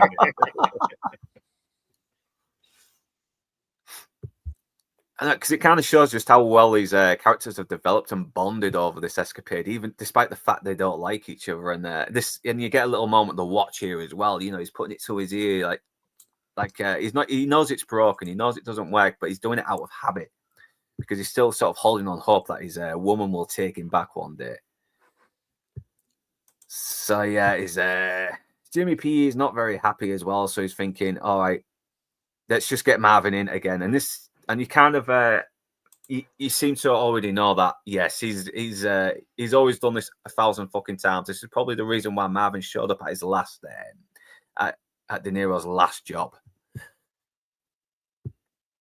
So yeah, this shows just how different he is as a bounty hunter as well. He's got this guy chained to this fucking radiator, I think, this pipe, and he's just eating all this fucking horrible greasy stuff, takeout food, and This is the scene that freaked me out because, like, yes, he's got the soda there on the beer or whatever, but like for whatever reason, in my mind, that chicken is dry, and it bothers me watching him eat with a mouthful of food because in my mind, that chicken is dry. I don't know why that got stuck in my head when I saw this in the theater way back when. Yeah, I can't. Yeah, probably because it could be movie food where they've had to do 50, 60 bloody takes as well, and you know the chicken has just gone all rotten now, and they don't like it. It's but yeah, he gets the call from Joey P, and listen, I got a job for you. I mean, we had Jack do it, but he's fucking it up. So I decided, you know, I'm going to get you on the job because you're the best there is, and we're going to pay you the same amount we offered you. And he offers him a lower. I mean, he's way lower, like way lower. I know. I think it's like a fourth or 25,000. Yeah, I think it's 25 grand. It is. I love how because doesn't he like hesitate for a second? Because he's like thinking of obviously he doesn't want to give him the amount. He pauses for a second. He's like 25,000. I also like how he tells his prisoner, like, "Hey, today's your lucky day." Like, and he's like, "How is it my lucky day?" I know. So he's all about the money. He doesn't care about you know, putting criminals away as well. He's doing this purely for the money, and he's kind of arrogant as well because he questions Joey P. Why do you keep hiring Jack Walsh anyway? Because so he definitely has delusions about his own abilities as well. He's not as smart as Jack, but at the same time, he's not incompetent as a bounty hunter either. He still seems to have his own. I like to think he, you know, after repeated viewings of this, I think he just does things differently than Jack. It's not any really better or worse. I think because I mean, Jack's got his problems as well, doesn't he? Yeah, he does. Yeah, he's kind of arrogant as well. I mean, but yeah, he takes the job, and obviously because he's not ahead of the doke, of course. I mean, you know, it kind of once again it shows just how different these two are as well. Like you said, he's a little bit more like a blunt instrument, while Jack is a bit more slicker because he is a bit more professional, isn't he? He was a cop, so he knows how to, you know, work professionally. But this is actually kind of smart what he does as well when he rings up the credit card company and pretends to be Jack Walsh, and you know, he starts asking, "Oh yeah, I misplaced my card. I mean, I think I got it stolen. Could you tell me where it was last used? You know, blah blah blah." And before he hangs up, he's like, "Oh, best cancel that card, huh?" Yeah, yeah, because it means he gets to get one over on Jack as well. But since he's reporting it as saying it was stolen, of course he's going to report it to make it look legit. Yeah. Yeah, and this actor as well, he's on Beverly Hills Cop as well, another Martin Brest movie. He's one of the cigarette dealers at the beginning. Always playing scumbags as well, a very funny actor. Yeah, that guy looked like he was that guy who was looking at the TV looked like he was trying to see if Sadako was going to come out the TV. Yeah. I also wonder, I'm trying to remember, like back in the day, like could you just on a phone call, "Oh yeah, cancel that card." I'm not even sure if in the 80s that was even a thing. Like, there had to have been. Again, time makes fools of us all. Because nowadays it'd be like codes and texts and internet. There's no way you can just call your card company. Yeah, cancel that card because I lost it. Yeah, they make you answer questions, but they also like map your voice. Like they've got like voice like voice activation. So. And also confirming the phone number you're calling from. So I mean, technically, I don't even know if this would happen even in the 80s. Like you just say, "Hey, yeah, cancel that card." I don't think you could do that. Yes. Yeah, we've got another few in the chat. I think we've got another person in the chat. I think it's on yours, Lord of Toxicity. So yeah, working and lurking chaps. Rachel and Mullier, the elder millennial. Yeah, you're always welcome. You're always welcome, Amir. So yeah, glad to have you on. Always good to have a new face as well. I was enjoying the chats, enjoying the stream. Yeah, back when Critter flew, even the planes were by. Yeah, Outcast. Yeah, all right, Lance, how you doing, man? Smoking and non-smoking. Take a wild guess. Yeah, great line by John Ashton. It's a 10 out of 10. It's hard to fucking find the flaw in this movie because everything comes together so organically and so logically. It is. I mean, everything that happens. I mean, it's, you know, you get why this this happens, why it leads into this happening. It's kind of like when Matt Stone and Trey Parker did this whole writing tips, like this happens, therefore this happens, which causes to this happen, therefore this happens, instead of this happens and then this happens, this happens. So it goes to show just how fucking great these people knew how these people knew what they were doing. And once again, we're getting more character moments as well. I mean, we're getting a little bit more insight into Charles Grodin's character. Like, he's a very clean living guy who eats healthily, while De Niro's just this guy on a bad diet and everything. He doesn't really care because he hates himself. He's not bothered about if he gets a bloody heart attack in the next year or so. It's like, and it's more of that needling that he does, like with the as your accountant. Same thing. It's oh, Jack, look, what are you doing? Why are you eating that? Like, God, just he's an irritating guy, and it's probably being done on purpose to mess with Walsh. Yeah, and it goes to show as well that they both still have a little bit in common as well. The whole living in denial and continue to do things that aren't good for you, like Jack is smoking and eating crap, while the Duke has robbed money from a mobster and he's in hiding. Yeah, and I didn't think we'd get caught.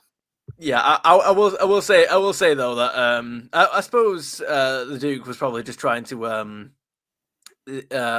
he was probably just trying to goad like some talking out of Jack. But I was like, the concept of eating food that isn't good for you because it's delicious. I was like, wait, why is he struggling with that? But he's probably just trying to like goad information out of him, to be honest. Yeah, he is, because he is kind of playing him a little bit. I mean, he's already lying about having a fear of flying and everything, and he's still looking for an opportunity as well to get the fuck out of there, or see if he can convince Jack in some way and appeal to some kind of humanity to let him go. But yeah, I mean, it's never really spelled out.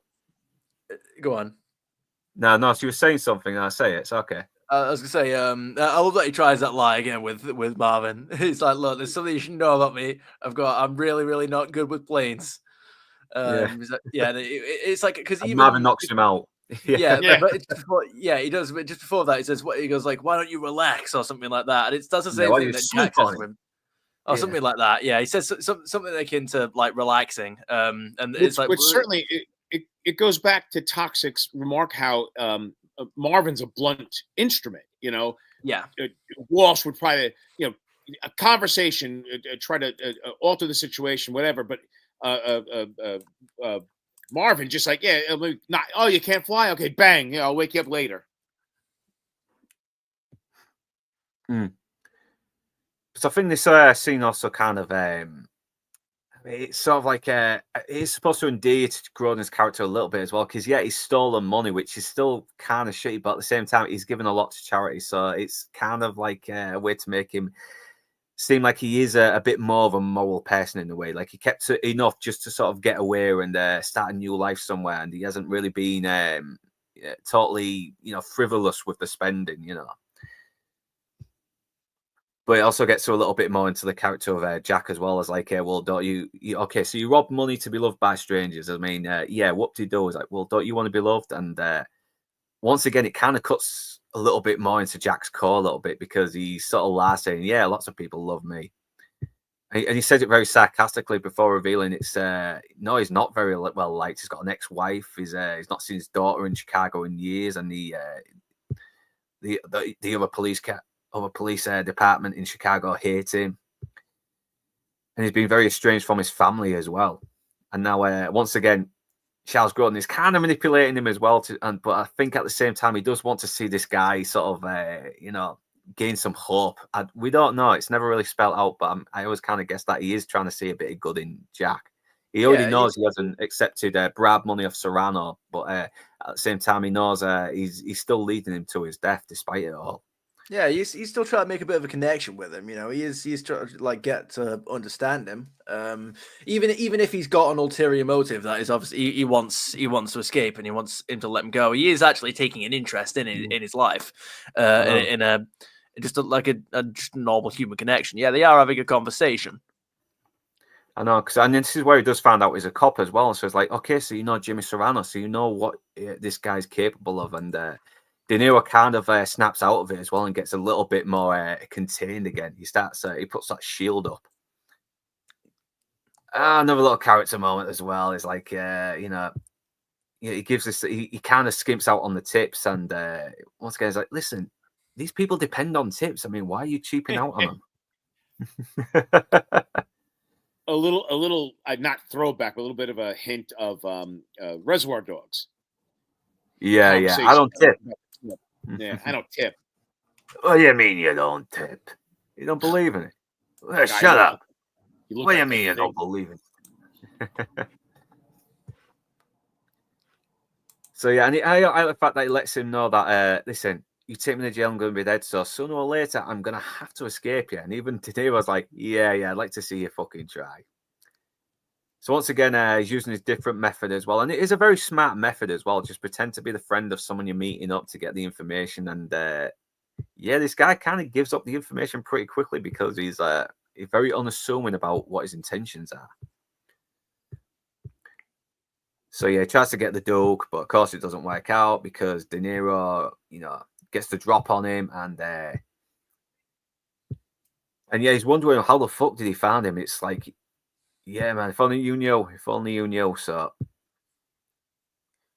tells him to get the police. He does know. He does know though, doesn't he? Because he figures it out in he does figure it out, doesn't he? That because Marvin tells him later, doesn't he? That Joey P's character, got him on the case. Yeah. So FBI found out about the stop of the train and that the Doke is getting off at that stop.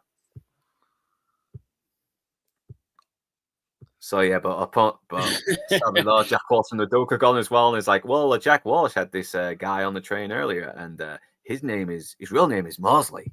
And just the look on his face as well.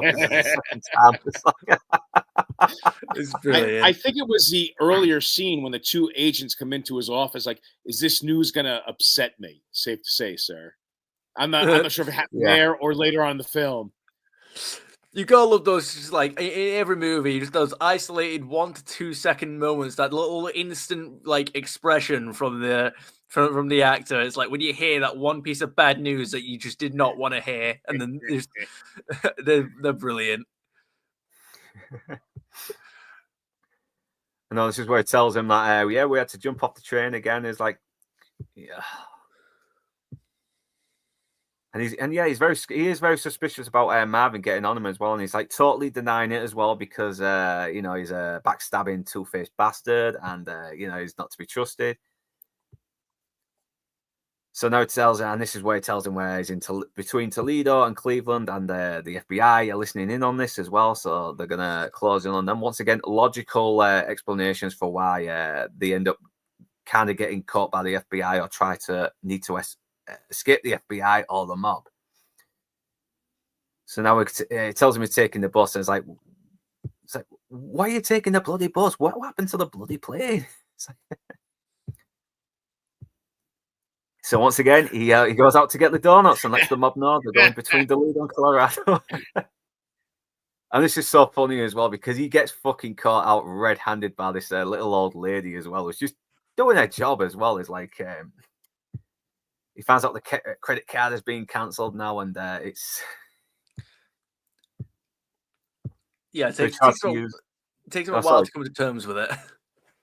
Yeah, no, I mean, he's adamant that he paid the bill as well. He's adamant it's not cancelled. And I love Charles Grodin saying it is cancelled. He's like, shut the fuck up. It's not cancelled. I pay my bill. And when that doesn't work, Grodin's giving a look to the ticket agent with like, do you believe this guy? Like with the little eye nods and whatnot. Yeah. I missed that. As Jack Walsh is explaining himself, he's like, yeah, no. Yeah, so he has to use the Jack Walsh, and he has to use Mosley's badge, but it says, he makes a mistake, doesn't he, by saying his real name. And I love her face as well. It's like, Jack Walsh is not the name on that badge. Shall I call the FBI, or are you going to pay me in cash? Yeah. So he just sort of accepts, I know when I'm defeated. So, yeah. How much is it? So, $264? Christ, man. Yeah. So, having that in cash, like, wow. Yeah, and I love how he asks him as well, "You got money on you?" And he's like, "Yeah, lots." I mean, he's like, you think it's a joke. No, he actually has lots of money. He's actually Yeah, got lots literally. of money on him. It's like, so it's all loose change. Everything is so, yeah, Marvin's been caught because he's been reported by, Jack Walsh earlier. And I love I love this, like 1, 2, 6, 1, 2, 3, 4, 5, 6, 7. You got the whole fucking force on me. Yeah. And Yaphet Kotto just comes in all big and intimidating and mysterious, and then we get another little repeating joke as well, a recurring gag where he just keeps stealing his fucking cigarettes for some reason. Does he even smoke? Does that ever? He doesn't even Yeah, he smoke. smokes. He smokes and blows the smoke in his face. It's Oh yeah, he does. Oh yeah.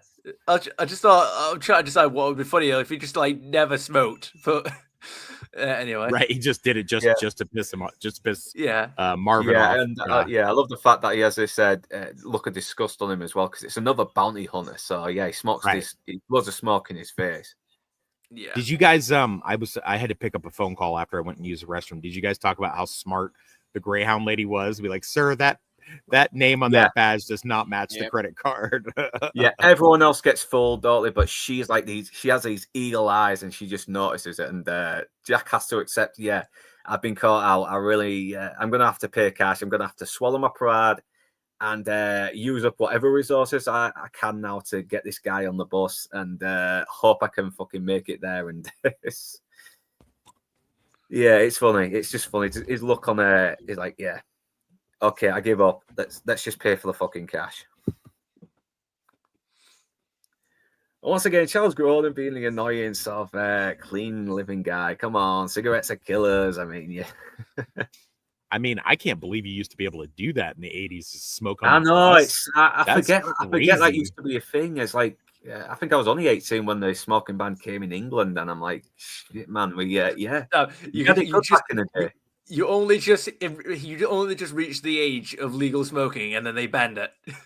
I got to tell you, as far as government overreach, that's one thing that I'm just like, I'm very happy about. Like growing up, like basically just living in a pool hall all the time, like everybody's smoking and blowing that shit in my fucking face all the time.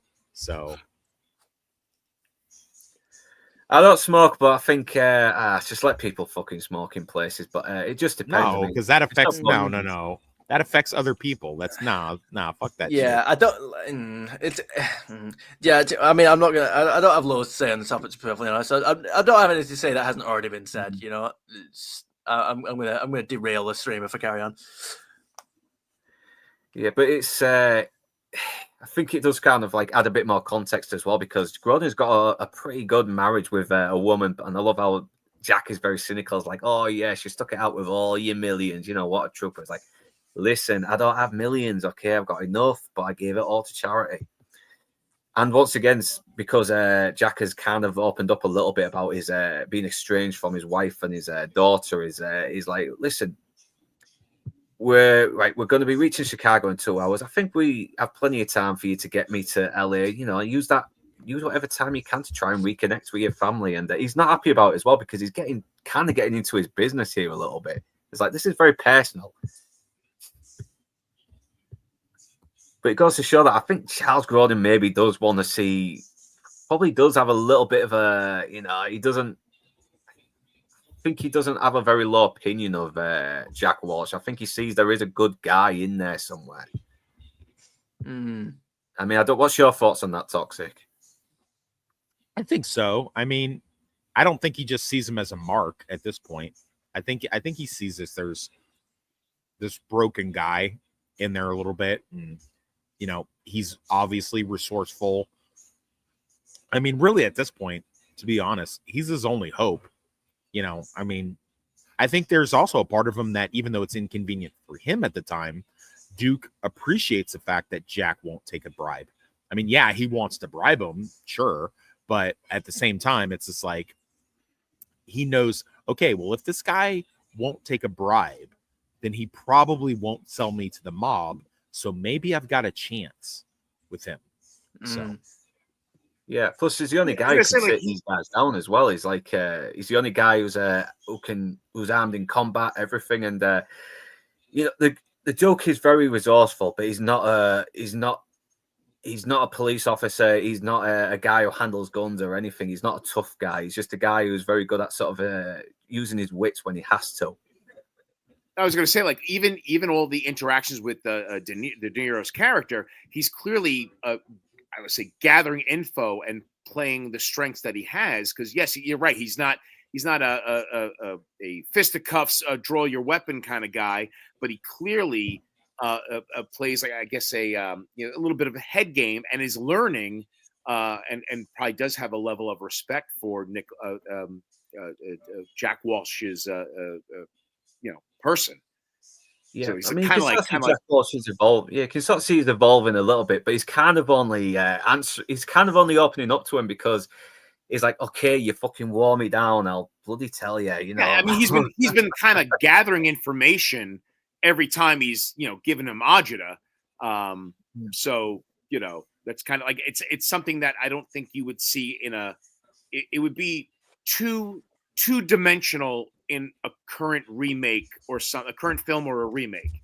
That it just would be you'd be hit over the head with the bluntness of it versus, when you take a look back, you watch him get bits and pieces of information from De Niro's character during the course of their travels together. Yeah, no, I agree, because you need that as well, especially for character development as well. And it doesn't feel like it's dragging the film as well, like having these long bits of exposition as well. It does seem deliberate as well, like it's the character manipulating him, is he sort of like seeing him as a way to, if I can get this guy to sort of like let me go or whatever. It's it's certainly at the end when he's clearly hidden money. He has money on him the whole time. Like, yeah, then obviously he's smarter and not as timid as you think. He's got a brain and this whole ride could have been easier, but at the same time, he's kind of not playing him, but just learning bits and pieces. And he kind of was, I wouldn't say the upper hand, but had ulterior, like Usual Suspects. The main villain, granted, Kaiser Soze not a nice guy, but like knows a lot more that what's going on, is maybe even to a lesser extent playing him a bit to get his way. Yeah, I think Nix has pretty much explained this as well. Like, pretty much saying something similar. Even the bad conversations of characters bouncing off each other, elevating some of the scenes. So so now this is where Mosley finds out about the heading for Chicago now, and obviously let him go. It's like, son of a bitch stole my cigarettes. Once again, he's guarding him on his health. When did the last time you get a chest raise? Like, and De Niro's just like, oh, please, for fuck's sake, will you just leave me alone, please? I've had enough. I'm tired. You're annoying me. You just watch Shut Up. And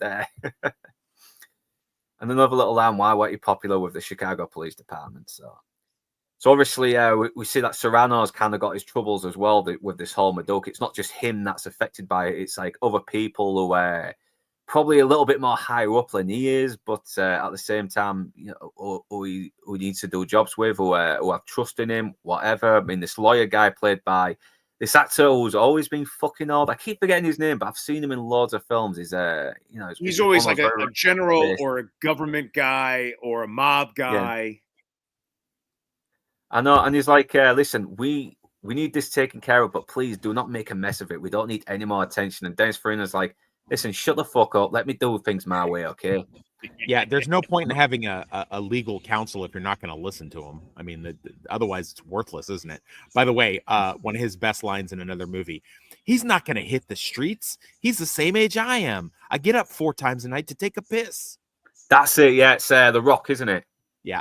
The Rock, yeah. Yeah, I'll have to do one on The Rock as well. That is a good film. So yeah, and now because the secretary has fucking grassed up, has given the information on where he's going to be. Of course, the mobsters are going to be out there as well. They've got assassins out there. The FBI show up and they're like, "Whoa, what the fuck is that? The feds? What the hell's going on here?" And I love that. Just all these like different people after the duck just collide, and it's all organic as well because there's all these like Well, yeah. it's a little contrived because I mean these guys are professionals. They're not going to take pot shots at the FBI. I mean that's insane. Yeah, that's the only thing as well. Like, yeah, because that is probably the only thing. But how it happens, how it all unfolds as well, does kind of make sense. Because I would have written it a little differently, like when they showed up, like and the snipers were in position, and they're like, "Well, fuck it," like have one of the guys, "Yo, Tony, we ain't doing it now. Them feds down there," and then like one of the FBI guys like sees them, or even Jack sees them, and is just like, "Mosley, look out!" And like then they have to get into a gunfight with him. Because the rest of this movie doesn't happen if that gun if the mob backs off right here. Yeah, like this doesn't. Nothing else happens after this. Yeah, I kind of agree with that as well because shooting at the feds, I mean, that's going to land you in some bloody trouble or get you killed. So yeah, those are dumb mobsters, those are dumb assassins. So yeah, I'll just once again the sarcastic Jack comes back as well with Mosley. Is like, listen, are you going to thank me for doing your job for you, Officer Foster Grant? Wait, just look at that face. That's when he looks the face of Robert De Niro. He's just loving every minute of it, of this little rivalry that he's got with Mosley. I know. Plus, he's just about to lose his bloody meal ticket to that coffee shop, and he's kind of, of course, he's going to have a sense of humor about it. But yeah, not only that, I mean, at this point, Jack be looking at federal time almost sure, because he's done some. I mean, impersonating a federal agent, fleeing and eluding, tampering with evidence. Shit, they could get him on a kidnapping charge technically, since the feds had already told him, hey, we're taking custody of this guy. The federal detainer on him outweighs his city or state bond that he's got on him. So I mean, he was looking at a lot of trouble if these guys had to start taking pot shots at the FBI. Oh yeah, they're telling that later as well when he gets caught again.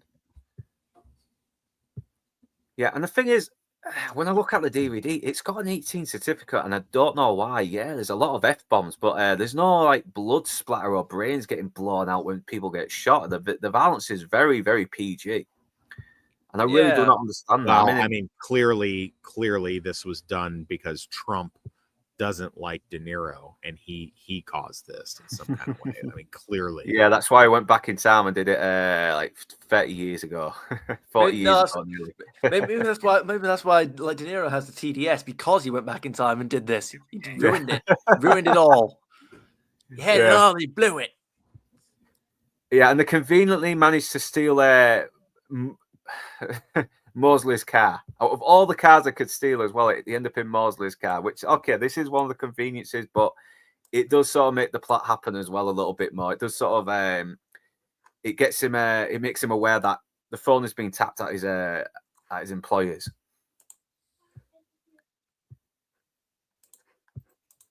So yeah, now and it does lead to a very, very fucking funny phone call as well later on. So. Yeah, and he leaves the sunglasses as well, an inside joke between me and Mosley. I love that bit. It's going to be like one of my favorite bits. It's yeah, look at his face, yeah. It's even bad news. It didn't happen again. It's like in the capsule. Yeah, this scene as well. The one you mentioned earlier, where he just punches him as well. He's like a kid, isn't he? You guys trying to be professional. He's got this, this right hand guy. This guy he's partnered up with as this. Who's just digging him in the arm. Yeah. I love that like doesn't even do anything for the movie. It's just there and it's just funny. Like it's not like they never. It's not one of those things that gets brought back in a later scene. None of the characters mention it. It's just you just see it happen. And it's one of the few times that you actually see something like that as well. I mean, how many other times does he act like a goofy kid in the movie? He just doesn't. It's just one of those like those funny scenes that you get in isolation. Yeah, you can tell he's probably there just to be a big meanie, but he's not really that smart, is he? The other guy actually seems to be a little bit more, smarter than he is, and a bit more experienced as well. And obviously his counselor's like, listen, could you put the phone down? They could have a tap on that line, and yeah, Serrano's kind of being a little bit. Mouth. Serrano's being a little bit irrational as well, isn't he? Because he's not putting the phone down when he probably should, because who knows who could be listening in. Yeah. Oh, this is the telephone line that I like as well, isn't it? When he's with a lawyer. Is it? He goes. Oh, what is it? He says. You say another fucking word to me, I'm gonna bury this phone in your head. Love it. He's got the best threats. He's got one of the best threats. He's like, I mean, I think they only cast Dennis Farina because he was the only one who could probably deliver those lines in such a way that's both funny and intimidating, while at the same time not being so over the top. Yeah, look at him. He's like, yeah. I mean, I kind of mentioned this as well on the Outcast, where it's kind of got that sort of like dark Elmore Leonard style humor, where the characters are unaware they're in on the joke. Are unaware of the joke, but we found them funny. They don't realize how funny they are. This seems very Elmore Leonard-ish because it's got that whimsical quality to it. You know, it's got this the cops and robbers, the criminals and the hard men doing this kind of wacky, and these wacky events keep happening, and it's got just the kind of whimsical Elmore Leonard type element and great dialogue. No, I totally agree. Because it's very dark and great, but at the same time, there's this sort of cool vibe as well that this very fun, vibrant vibe that you can't help but that just makes you want to stick with this longer and you have fun with. So yeah, obviously, I wanted to jump in. I'm so sorry. The scene prior, I just like how you're seeing Dennis Farina's face, and you can see the lawyer, the character in the mirror. So they're looking at each other, but they're also in the same shot, even though the lawyer his reflections in the mirror. And I just kind of like how that little shot was set up, how they're having a conversation. They're both in the same shot, but not on the same side of the table. Yeah. That's such a good little fucking thing there. But okay, so now we're on the scene where he's kind of got to go up to his wife as well, because she's the only person in Chicago he can trust now to, get him down to where he needs to go and achieve his mission, achieve his, his job. So now it's awkward as well, because it's been such a long time as well since his last seen her, and she's pretty much dumped him for one of the coppers that was involved in ruining his life. Yeah, that's exactly what she did. Women don't sit there and wait and watch you build the castle.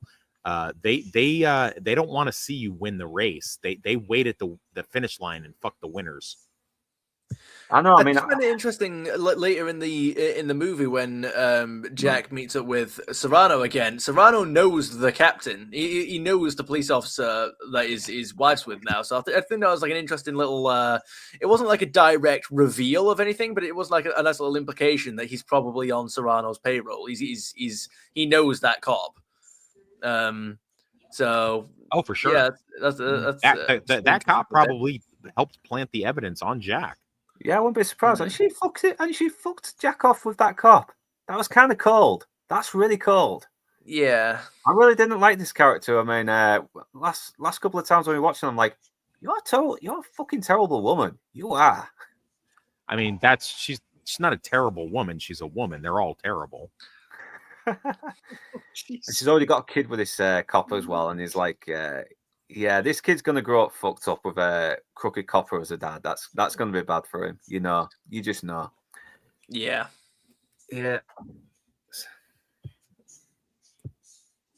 And yeah, God, it's just, you could cut the atmosphere in the air, just the way the long pauses and everything, just the little lack of dialogue between them. It's everything's just written on their face. She's kind of worried that he's here as well, but at the same time, she might be a little bit happy to see him again, but she knows the amount of trouble that's going to lead to him.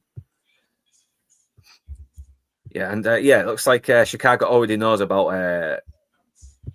the trouble as well. She knows about it, so the copper's crooked copper husband is already on the case to try and track him down, but he needs money, and right now his cheating wife who left him for a crooked copper that helps ruin his career is the only chance he has of getting the dope to his employers. I would have rather pulled a robbery than go to my ex for help.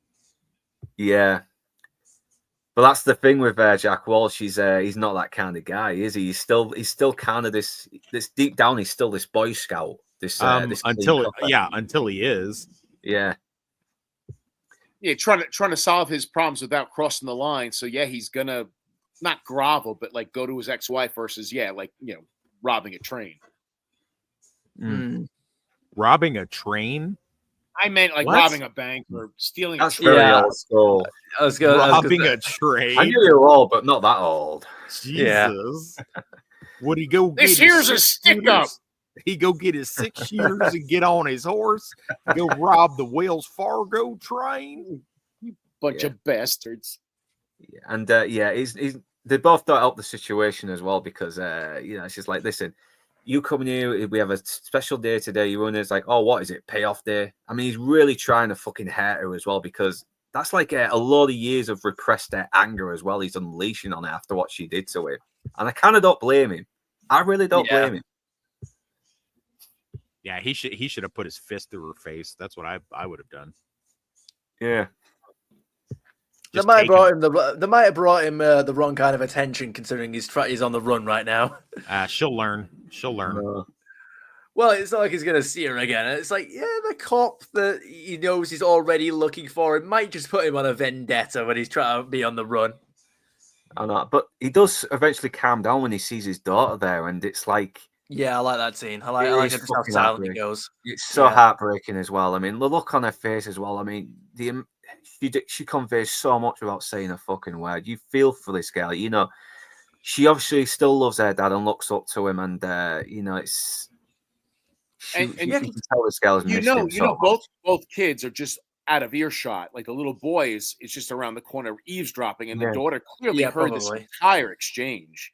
Yeah, the little boy's not his though, so who cares? No, I know, but still, just like that's not the kid's fault.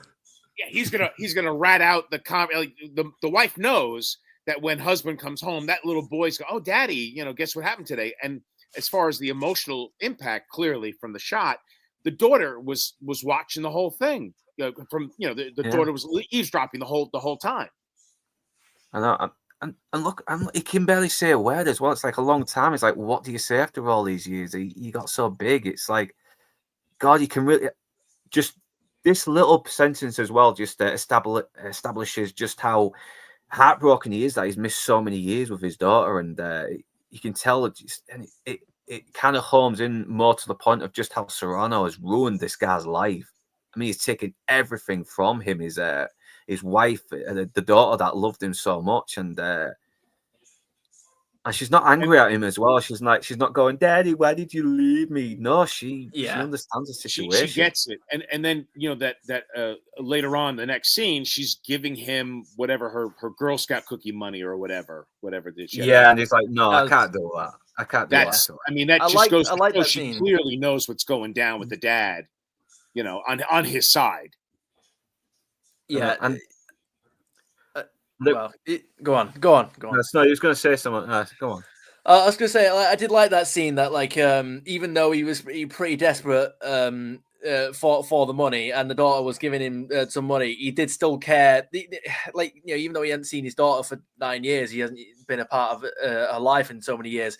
He didn't take the money from her, because even though he appreciated the as much as he appreciated her want to look out for him, he didn't want to take money off her. It felt wrong for him. Do you know what I mean? So I like their interactions, and I did like that scene. And I think this is the moment as well that makes the wife realize, I've kind of been involved in ruining this guy's life, and this is what convinced her to actually give him the money as well, because she cares for her daughter as well, and she can see how this has affected her so badly. That's what I'm guessing anyway. Look, he's even willing to just go now without the money. It's like, Can't take your kids babysitting money. What the hell? Yeah, is that asking her like what grade school she's in now? Like, no, I mean, this is look as well. I would starve in the street before I would take my kids' money.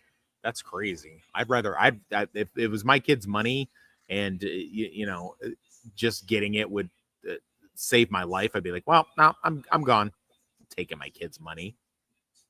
And thankfully he doesn't do that as well, because he's still got this moral backbone somewhere in there, even though he's kind of compromised himself a little bit with this bounty hunting job. So yeah, she gives him some money as well to help him out. I was like, okay, this I hope this is compensation for me betraying you, and taking your daughter away from you, and having some crooked copper that ruined your career. Yeah. Here's this car that I'm going to report stolen in 2 hours. So yeah, hopefully, are we squaresies? Is everything cool now? Yeah. Yeah. Once again, the look on his face after he asks her what grade she's in, it's like all those years wasted. All those years wasted not being with his daughter.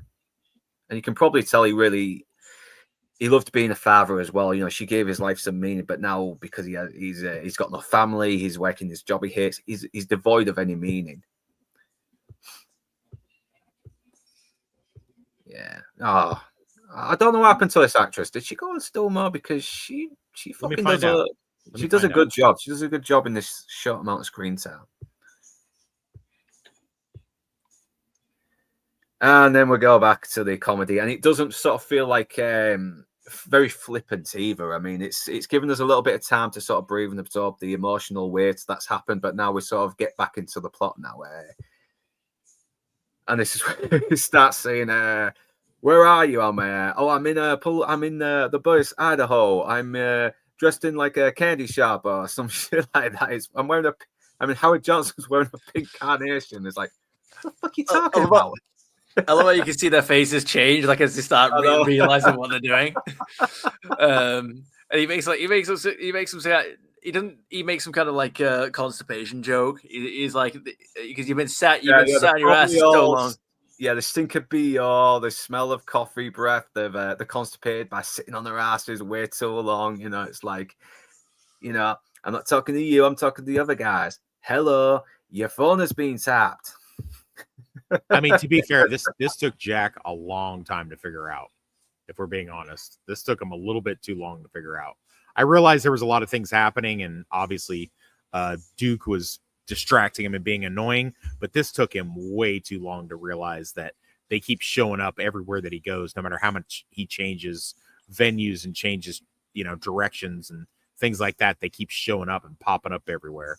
So yeah, okay, so a little imperfection, but in an otherwise, by the way, to your question, that young girl is Danielle Duclos, and this was her last acting performance. Christ, so she didn't do anything else. She did some stuff before this. One and only? No, she did some stuff before this. She did a TV teen movie called Zits, and a couple other things on Broadway and stuff like that. But this is pretty much it. And she's like 50 something, so she ain't doing nothing now. She probably found meaning in something else. Sometimes these actors do little things, but then they go on to do something else that they prefer. It's one of those things. All right. Well, since it bears on this stream, the truth is she ran into a young teenage toxic, and I gave her some stuff that she didn't really recover from, and pulled an Irish goodbye. So that kind of that made her hate men, and she's never trusted them again. So yeah. Do you know what's great? I don't know what the Irish goodbye is. So moving on. Any jail, anytime, anywhere. Go to my channel. There's a whole video on the Irish goodbye. Yeah.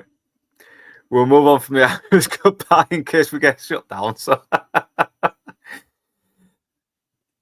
yeah, you're being fucking your fucking phone is tapped. Go to Chinlow's. I'll call you in 5 minutes. They can't run the tap that fast. And come to things that should have happened earlier. I think he should have told him earlier that he doesn't like to fly. Because honestly, before I went back to watching this again, I thought it happened a lot earlier. But no, it's like, why the fuck are you on the plane? It's like, well, he doesn't like to fly. It's like, wait, he doesn't like to fly. What the fuck are you about? So yeah, it's like, but well, that's bullshit. But that's not true. Yeah, no, we found out later it's all bullshit. Yeah. That he doesn't like to fly. I know. But he doesn't know that yet, does he? It's not No, revealed till no. later, so it lets him know that I do like cash. this little. I love this little aside where he's like, "If you threaten me again, I'll just shoot him right here and dump him in the swamp." And then he looks over the phone at Bardukas. Yeah, and he is like, shakes his head. he's like, "Nah, I'm not gonna really do that." Yeah, The head nod. No. yeah. I Joey mean- P can do some really good He can do some really good screaming. He really can. Yeah, you got to be back here in less than 2.5 fucking days. For $500,000 of my money. What the fuck is going on here? And he does that line, like, I'm going to shoot him and bury him in the swamp and just. This midnight run's gonna kill me. Yep, and this is where he tells the snitch to wire money in Amarillo, so the snitch can tell the mob that he's going to be in Amarillo as well. So, and to get Marvin down there as well, so more crazy shit can fucking happen. And once again, you've seen a bit more of the tedium of the fact that they're traveling so long as well. He's singing 100 bottles of beer on the wall just to sort of pass the tedium, and then goes back to I'm not his gonna lie. original question. I would kill him for that. I would. Yeah. absolutely kill him for that. I mean, I find it funny that he's already gone through 4 verses of that song. Like, because if he's on 96, so he's put up with it for a remarkably long time. We've felt the tedium just on that one, but he's done it 4 times already. I know, and eventually goes back to his question: why weren't you popular with the Chicago Police Department? Yeah, he's just sick of hearing it at this Yeah. point. Yeah, because He's it's just because of your hoping- personality. He's just hoping. He's just hoping that car runs out of gas so they can just do something else. I know, and this is where he tells him, "Listen, my wife, turned out my whole department was corrupt. I was undercover, trying to nail this big heroin dealer." He never tells him it's Jimmy Serrano, but we already know as well because Jimmy P mentioned it earlier in the film when he was talking to Jack about the Duke.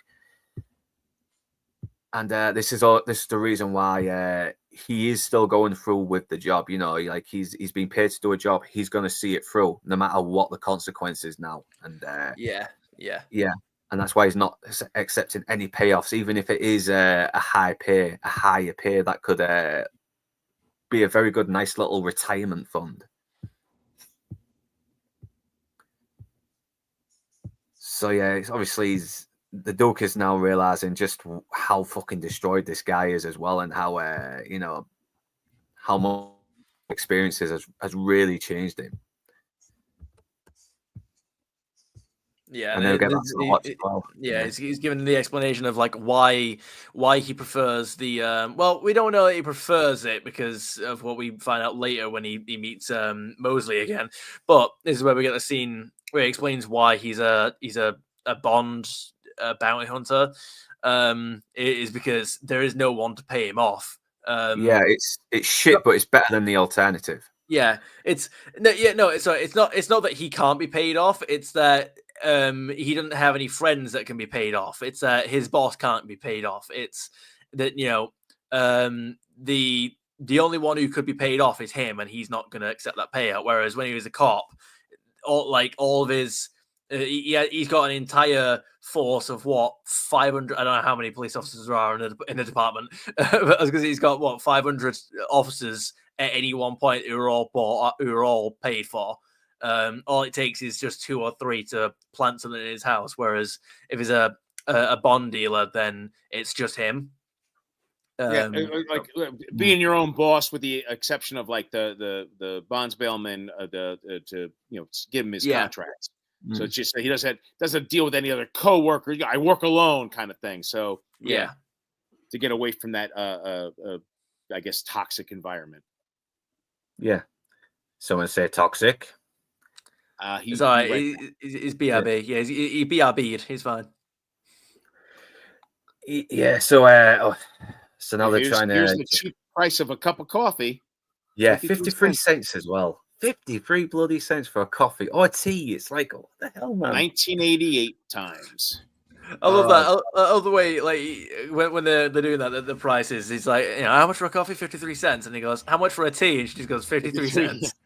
Yeah. You could almost see like his mouth is watering as she's describing the special, the chorizo. Yeah, the chorizo with potatoes and Yeah. that sounds I'm not gonna lie, good. his eyes, the look in his eyes, like a puppy, like he really wants to eat something. He's very hungry.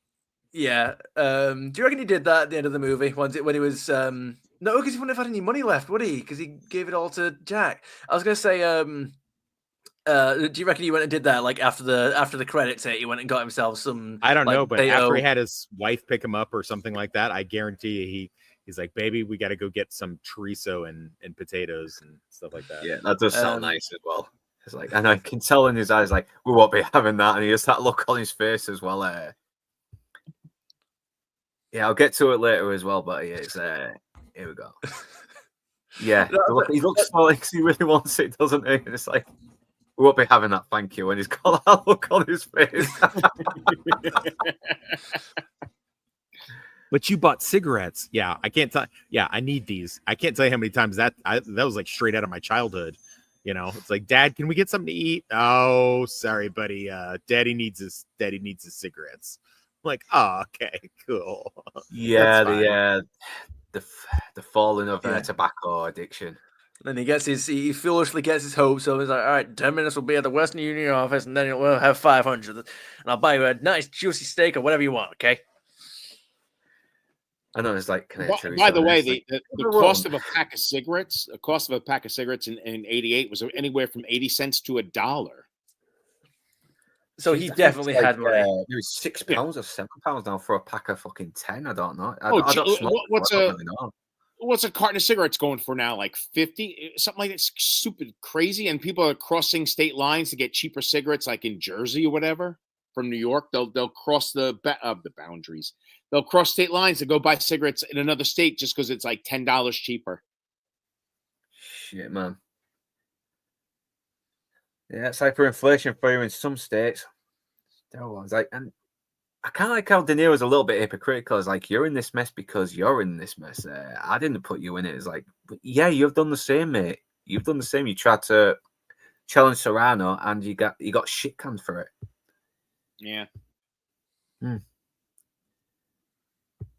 But this is where we start to hear a little bit more, which later comes back into play, and that's when the Doug sort of talks about how he got all the records of Serrano's dealings and everything. And we do learn a bit more about why he has stolen his money as well. He's a good guy. He wanted to just be an honest worker as well, but then he found out he was working for the mob and doing a lot of illegal accounting and money laundering, whatever, and he was not too happy about it.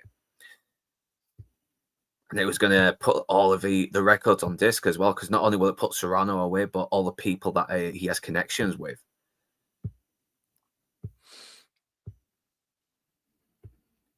Yeah, but once again, Jack's kind of like, listen, he's basically done the same like you did as well. He's like, he wants to be a nice worker as well and tried to sort of, stop what he was doing. And, yeah, so did you read about me in the papers? It's like, yeah, I was. Were you on my side? Yes, I was. Well, why now? Because you're in my way. It's like, what do you mean I'm in your way as well? You just about the fucking money. And he's kind of right as well, because like you said earlier, Jack knows that he's going to his death, and he is taking money, basically taking blood money here, incidentally maybe, or inconsequently. I don't know the word for it, but yeah, once again, a little bit more of these mobsters having a little character moments as well with the younger guy. I forgot his name, but he's not exactly taking his job professionally as well. But the other guy is. So they're waiting for them to show up. So yeah, they chase him down to the street. Yeah, and it's looking like they're caught, but then yeah, once again that line comes back, you're going to propose. And then Marvin comes along as well, because Joey P already told him that they were going to be in Amarillo. And because he's kind of ignorant compared to Jack as well, because Jack always seems to know a little bit more about the people that he goes after, and Marvin has pretty much gone after these guys who he has no idea who is, and he should have done, because these are two mobsters that could have him killed. Yeah, you dead. You know who you're fucking with? No, make when sure you speak into the microphone. Yeah, and Jack does the trick as well, where he handcuffs himself to himself, and then he switches the keys to these car keys as well, pretending they're handcuff keys. and throws them down the drain. So now he has no choice but to take them both with him to LA. And this is where he tells them, listen, Marvin, you know those two guys you knocked out? Those are hired killers. It's like, oh, shit. Hired by who? Jimmy's hired to kill who? This guy. You're kidding. How hired by who? Jimmy Serrano is like, oh, shit. But he knows who Jimmy Serrano is. Yeah. Yeah, so he's in deep shit as well. So now we get a pretty fucking cool helicopter. Pretty good machine action set piece. Yeah, yeah. It's really good. And well placed in the film. I'm of the opinion that you don't want to blow your wad with too many huge action set pieces, even in an action movie. You want to kind of sparse them out so they have more impact when they happen. And this one definitely does. Like, they go full Lethal Weapon on this one. I know, because there's only really a couple of action sequences, really, so maybe 2 or 3, and it's the real focus is mostly the relationship between Jack and the Duke, and that's it, and how they kind of evolve a little bit more. Yeah. Yeah, and this is where all the information comes pouring out, that just how much of a fucking scumbag Jimmy P is as well. And he's like, listen, wait, who sent you? It's like, Jimmy sent me. He told me you were fucking up. What do you mean fucking it up? I mean, he hired me to do this job. I mean, he's hired me to. He haven't got a contract with this guy's with. What? You got a contract with this guy? So even Marvin's starting to realize what a scumbag Jimmy P is as well. And yeah, I don't think he's realized this until now. Just how much of a thieving little rip-off scam con artist Jimmy P is. So yeah, go the helicopter trying to gun them down. It's like, you guys are the dumbest bounty hunters I've ever seen. You can deliver a bottle of milk. It's like, and it's real stunts as well. The real car is just coming apart, getting shot up. There's also some moment in this action sequence, there's that trope of the characters looking at the front of their windshield screaming in unison. Yeah, we always see that in a lot of comedies as well, though. Yeah. Because they get run off the road, they try and get out of the car and escape. And he's like, please give me a gun. He's very skeptical, obviously, because he doesn't trust him. But he's got no choice. He can't just take on this helicopter by himself, especially with a shotgun. That's not very good for fucking distances. So yeah, give me the gun. It's like, okay, but don't you fucking try anything. So they try and take the helicopter down. Of course, Charles Grodin. Yeah, check the evidence. Those are car keys. They try and get away. Charles Grodin gets knocked into the river. They get shot up, and he's like, hey, there goes my 100 grand. There goes my $500,000. Is like, $500,000? I mean, how much was it going to pay you? It was like 25. Son of a bitch.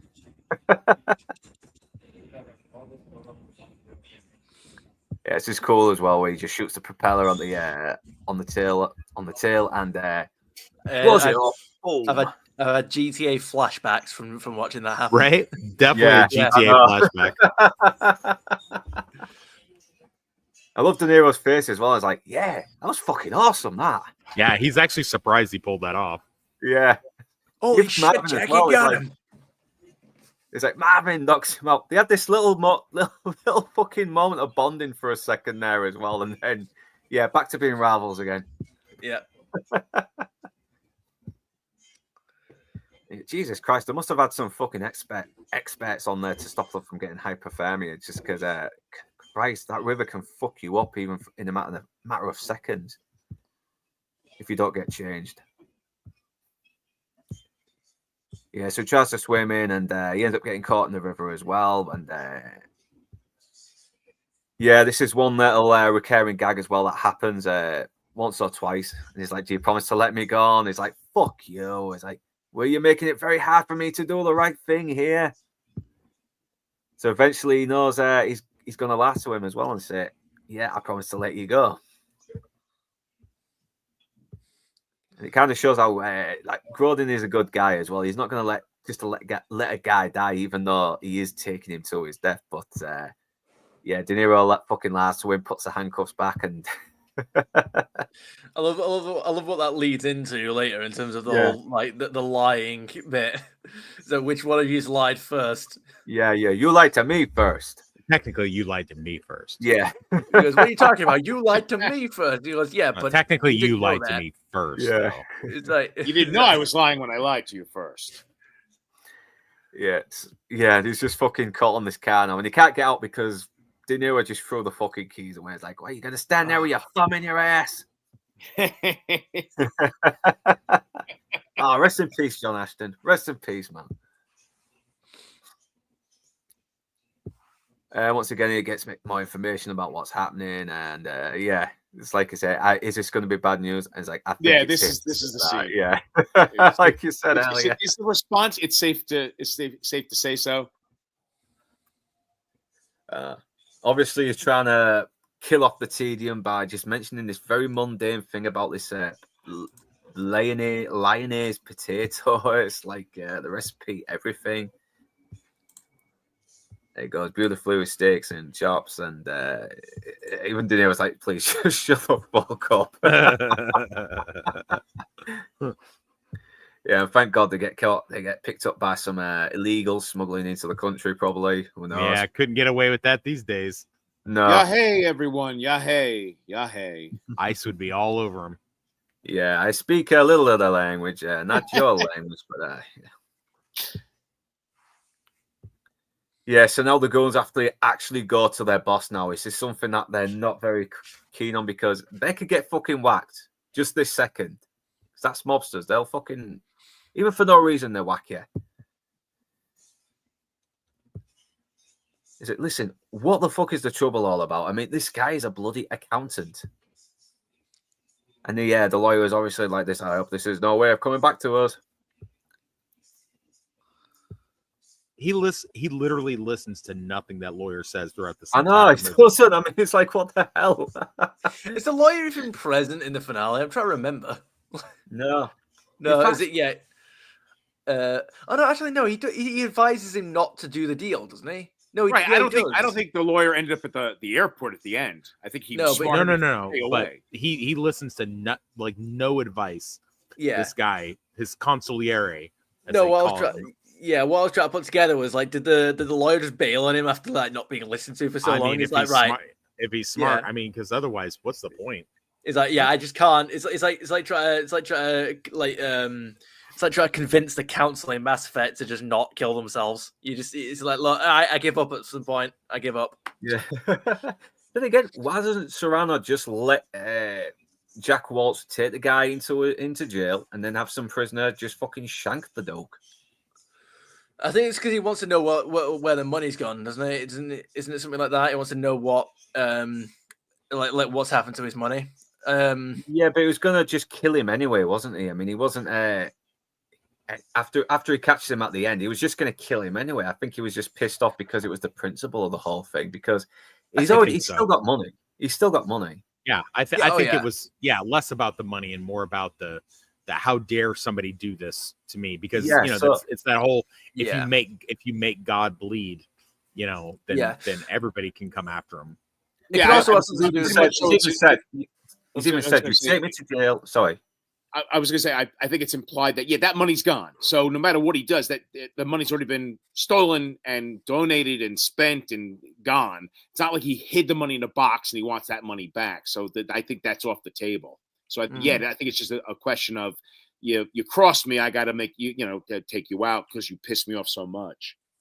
Yeah. And plus, even the Duke is saying, listen, you take me to jail, I'm going to get killed anyway. Because, okay, why doesn't Jimmy Serrano just let him go to jail and then get some prisoner to fucking kill him in jail? It's, it's because right at the moment, he's just causing more attention here, isn't he? With helicopters and machine guns and, whatnot. You misunderstand. That's actually it's a good question. It's been brought up before. So if he goes into federal custody, it's going to be a lot harder to get to him. They'll put him with Zach and all that kind of stuff. If Jack takes him to like the LA County jail, like you can get somebody stabbed up in there for like $20 on their commissary. Like literally, like, and I'm not even saying that to be exaggerating. I'm just saying like you could put $20 on someone's commissary books and they will kill someone for you. I also want to throw out The Untouchables, that movie version. They had the bookkeeper had information about for God's sakes, what's his name, the crime boss. So the same thing here, like Capone. Oh my God. But I also feel like in the same thing here that Grodin's character has information. So, like, we get the bookkeeper, we get the accountant for the mob. So maybe he also wants to eliminate him before he ends up in actual custody for fear of what he will spill, say, or, again, like you just said, being tucked away in a federal prison where you can't get to him. So that also could be part of it, that he has information.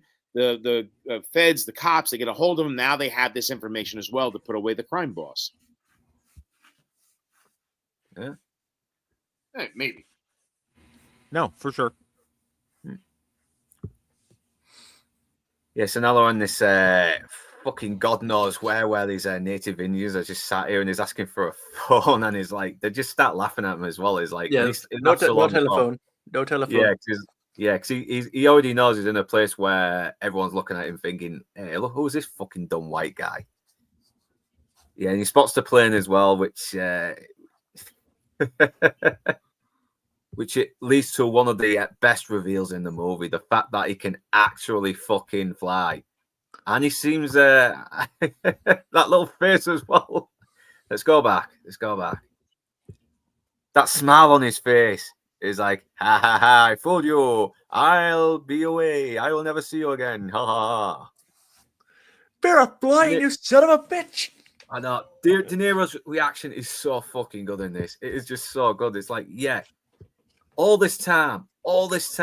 They could have. I mean, again, if he hadn't lied about his fear of flying, then the movie would have been over. Because it would have been caught right out the airport. But even if he didn't get caught, it would have been over straight away because they'd just gotten straight to LA. But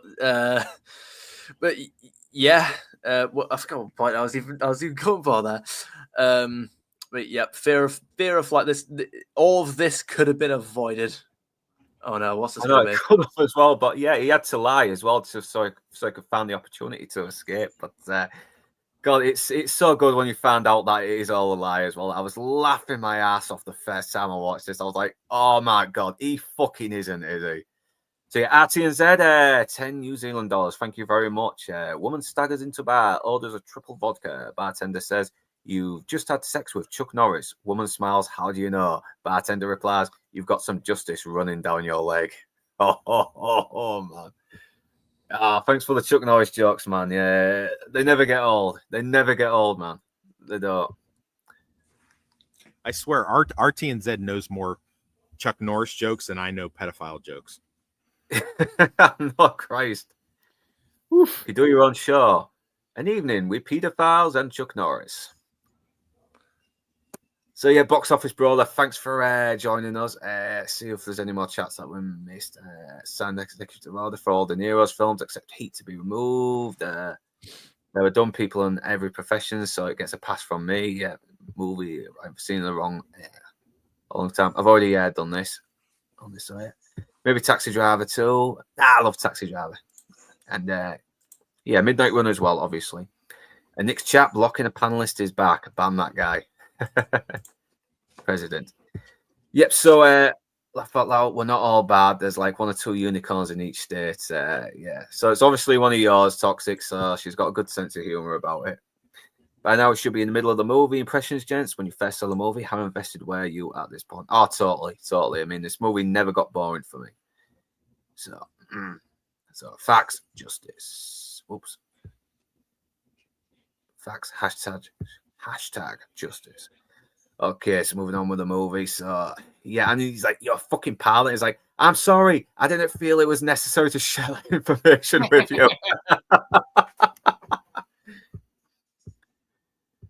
And yeah, he drags him out as well and is like, I'm going to open you up and dump it all. But then he ends up causing a bit of destruction as well. So he's like, oh, fuck this. I better get the gun out and get these people to back off. So yeah, he steals their fucking truck. So he's doing a lot of dodgy shit here as well. He's stealing trucks. Dude, yeah, Jack commits no less than like 27 felonies in this movie, dude. It's crazy. I mean, he's kind of got no choice as well. He throws them a watch as well, at least to kind of compensate them a little bit. But I don't think that's going to be enough. I mean, it's like, once again, the dialogue is so great. I mean, you lied to me first. Yeah, but you didn't know I was lying. So technically, but you lied to me yeah. first, though. You lied to me first. Yeah, I they like that he tend to be keeps- kids, don't they? Yeah, I like that he keeps going with it. You know, he ad libbed some of that there at the end. You know, even after Jack's like not even saying anything anymore, and he's just like, "But you did lie to me first, though." I know, because you have only two. I've got an ulcer, and you're causing me to fucking bleed again. It's like, yeah. Well, you only have two expression: anger and rage, and he goes back to being this sort of like little sort of Florence Nightingale thing here. You should get some milk to coat it. But now they really need money as well. But so now Grodin is saying, listen, if you're going to need money, you're going to have to trust me. And this is just right after he's lied to him as well. This is right after he's found out he was lying to him this whole time. So give me the FBI badge. I can get the money. Yeah. It's also not going to be the last time either. Yeah. All right. It's If you like- try to trick me, yeah, I know. You're gonna hit me over the head and do the thing. And, yeah. Yeah, because he's been hearing him threaten him so many times. It's kind of like, it's just this thing. scene. This freaking scene is Hey. solid gold. This is a solid gold textbook of how you do this scene. Charles Grodin is so good at this. Yes. I it's want to just jump in ridiculous. and agree with you that look, like, you from around here, your name, like, and just the looks he's giving these guys, like Right. eyeballing that one guy and doesn't say a word, just gives him a look and then goes I know. back to the counterfeit Right. bills. The litmus configuration. Configuration.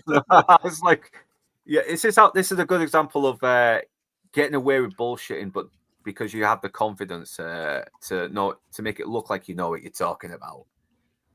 I mean, it kind of goes back to Saul Goodman saying, "Listen, I slept with a girl who thought I was Kevin Costner because I believed I was."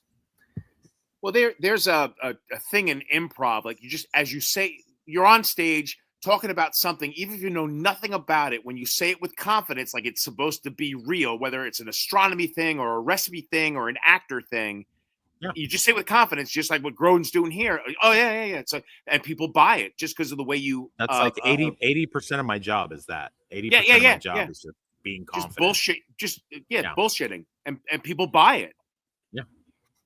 I know, but it's a good thing that can be very resourceful if you're very good at it. I mean, it can get you out of sticky situations, maybe something like it's kind of a survival technique as well. And that, yeah, he does this with great confidence as well, and he plays it so differently. It kind of shows just how much this guy has probably been. I don't know, this whole life of being on the run from Serrano. He's probably honed his skills in bullshitting, for lack of a better term. No, he's a smart guy.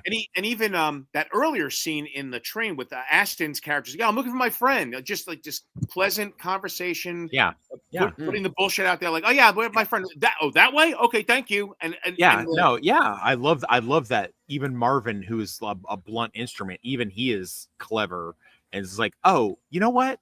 We ought to cancel that card, huh? Yeah. You I know. just slow Jack down. Just to annoy him. He's just that guy. And it's so good as well. Even when he gets fucking shit wrong, he does it with enough confidence to still be convinced. And it's like when he describes the guy who was passing the £20 notes, and he's just saying the description, and the guys are saying the complete opposite. And he's like, "That's our man." Yeah. Yeah. Beard 6'5". No, like, yeah, that's him. Sounds like him. Yeah. I like how he like hits the table, he like bangs on the table, like, damn it, we just missed him. No. Oh, Charles Grodin. He's so fucking underrated in this. He really Freaking is. legend. Freaking He's so legend. underrated. I think he went on to do directing as well. So, so he was still working. I think he took some time off to spend time with his family, then directed some documentary about Paul Salmond. But yeah, man, really missed as well. I wish there was more. I wish he did more as well, apart from the Beethoven movies, of course. Yeah, these two guys as well. I mean, they just add so much character and realism to the movie as well, because they're just average guys just doing the And job. they're not that dumb either, because they watch them, see they go run and go get groceries with the money they just took from them, and they're like, Yeah. "All right, we better All call depends. we better call the authorities." I know.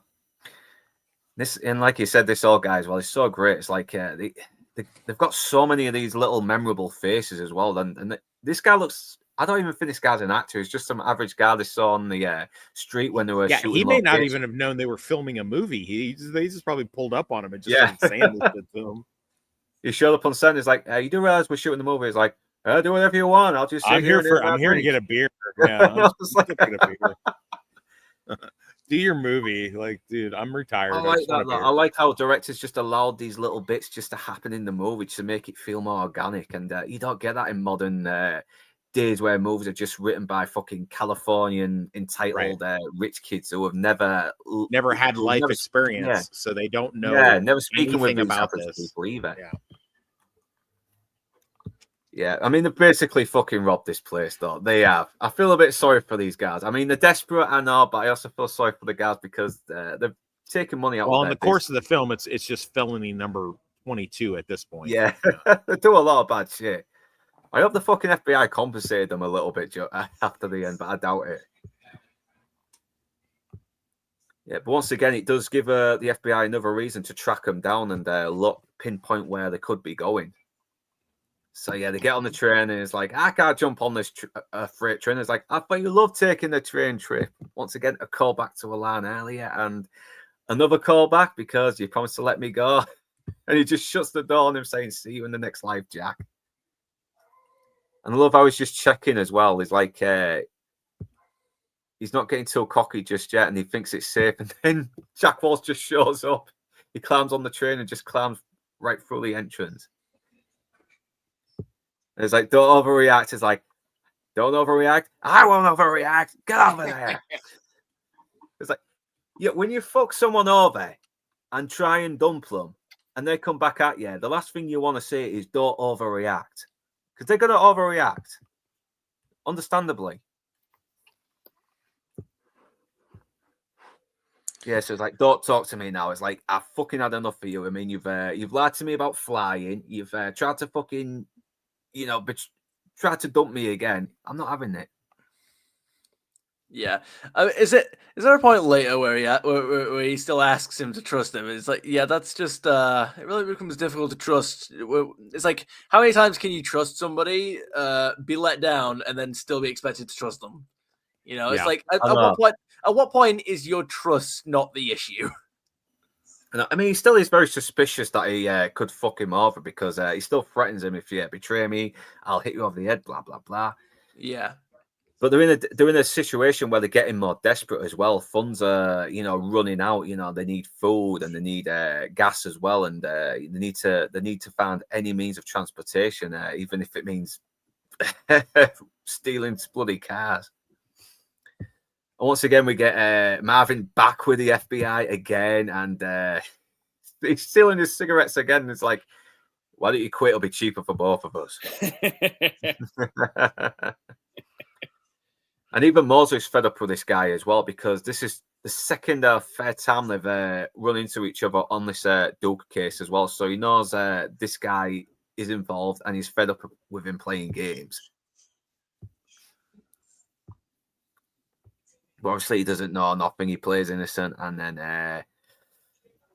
I just love how this guy says, it seems like an agent, Alonzo Mosley, and his partner were at this diner as well, robbing money. And the look on his face when he mentions Mosley is like, listen, you do realize that.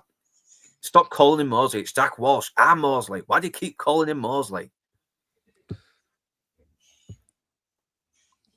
And this is where we really do get the moment where the family sort of like bond as well. After all that fucking anger and, it's like, hey, how far are we going to go? I was like, shut the fuck up. And De Niro's, he's got that look on his face as well. Like, yeah, you know what? I'll accept that. That's what I would say anyway. But then he says this little line like, you ever have sex with an animal, Jack? I mean, there's some chickens. Remember there's chickens on the Indian reservation? There's some good-looking chickens. And he kind of lightens up as well, saying, yeah, there's a couple I might have taken a shot at. And yeah, they just start bonding a little bit more. They kind of sort of calm down a little bit and just sort of like take it easy and just relax with each other. It's like, it's been a long fucking journey. It's been very emotional. It's like, yeah. And this is where he asks about the watch, and Yeah, like, come on. You told me your feelings about chickens. I mean, what you know? Surely a watch can't be that bad.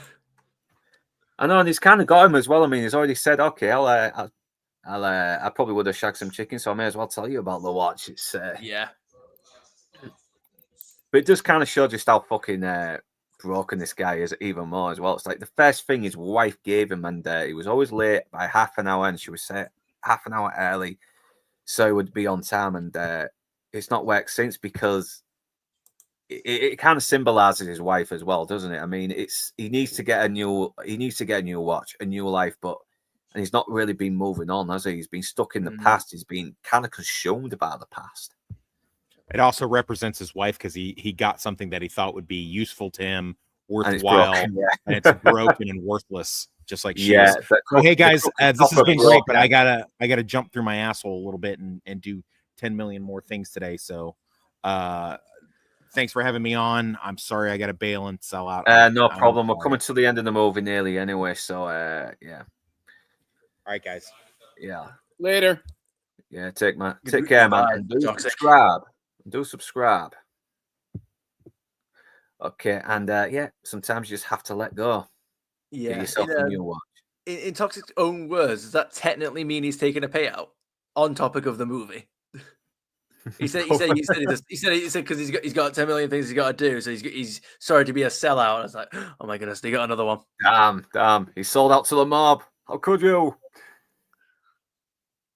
But yeah, it's like you know what? They've kind of accepted that they don't get along with each other, but they kind of come to some kind of catharsis with each other in a way as well. It's like I think we could have been friends. I think if different circumstances, if we met under different circumstances, we probably still would have fucking hated each other. And yeah, sometimes guys just don't mix. And there is something cathartic sometimes about just realizing that, like, you can't be friends with everyone, because sometimes you're just fundamentally different people. You just will not get on with everybody. I like the fact that they've just sort of really come into terms with each other as well, and just sort of like accepted each other for who they are, and they're kind of like cool with it, and it's kind of in some way helped them bond as well. It is like one of my like favorite tropes in media is the two guys that like they're friends through their hatred of each other. Like, they're friends, but they're also not friends because they do hate each other. You know what I mean? But like like they hate each other, but that's how they bond. Is just having a laugh at how much they hate each other. Yeah, it's one of my favorite tropes. Like Perry the Platypus and Dr. Doofenshmirtz. Yeah, sort of like that. Yeah, that's a good example. Yeah, box office brawler. Sorry for noticing a little late, because I'm managing the slides as well. This is why I need a proper PC with 2 monitors. But yeah, thanks for joining us, man. Box office brawler 7. Yeah, that chinchilla voice sounds so familiar. Yeah, it's pretty all right. You're talking about me, are you? Which yeah. Probably will. Which one? Box office brawler. All of them sound alike. Yeah, you'd be surprised how many parents take their child's money, and the insane reason. Like, yeah, I have known plenty. And it'd be yeah.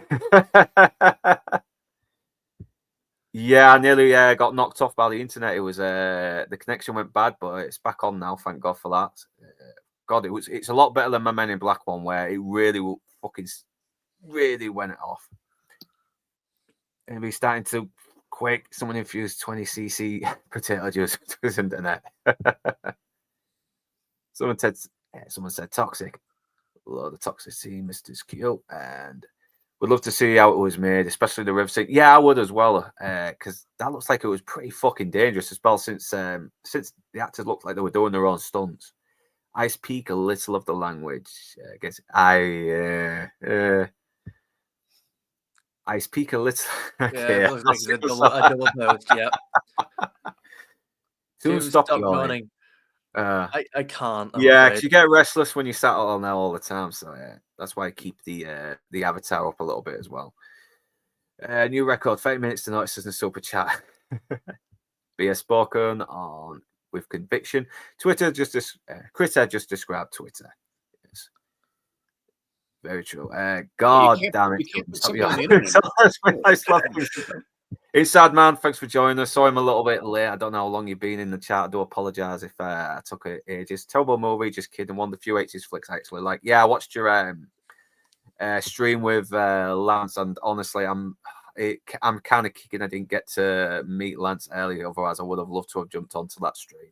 So Campfire Talk can change relationship between characters. It's done well here. It doesn't forget where they were, and yet they try. Yeah, they're bonding, but they still know the situation. So yeah, bye Toxic. Yeah, I hope you're still sticking on here, Rachel and Malia, at least on my channel, because it's double streamed over from. Even though I'm hosting, the stream still runs through his channel as well. You know. So I need some. Yep. So moving on back to the film. Oh yeah. Let's get the chat off. Based Inside Man. Oh, wait, you were kidding. Never mind.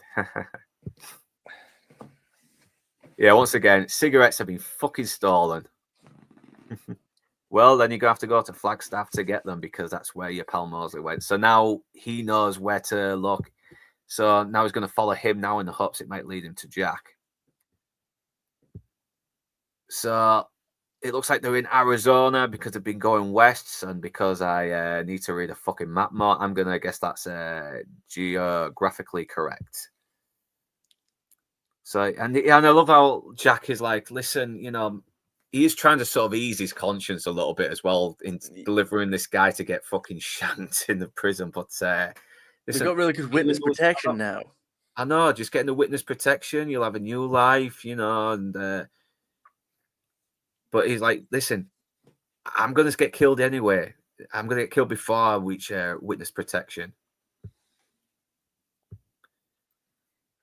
And don't pretend you care about me because it really insults me. Yeah, he's kind of right as well because, you know, he sounds like a guy that's just trying to ease his conscience a little bit. But De Niro's like, listen, Serrano just offered me fucking millions to fucking turn you into him.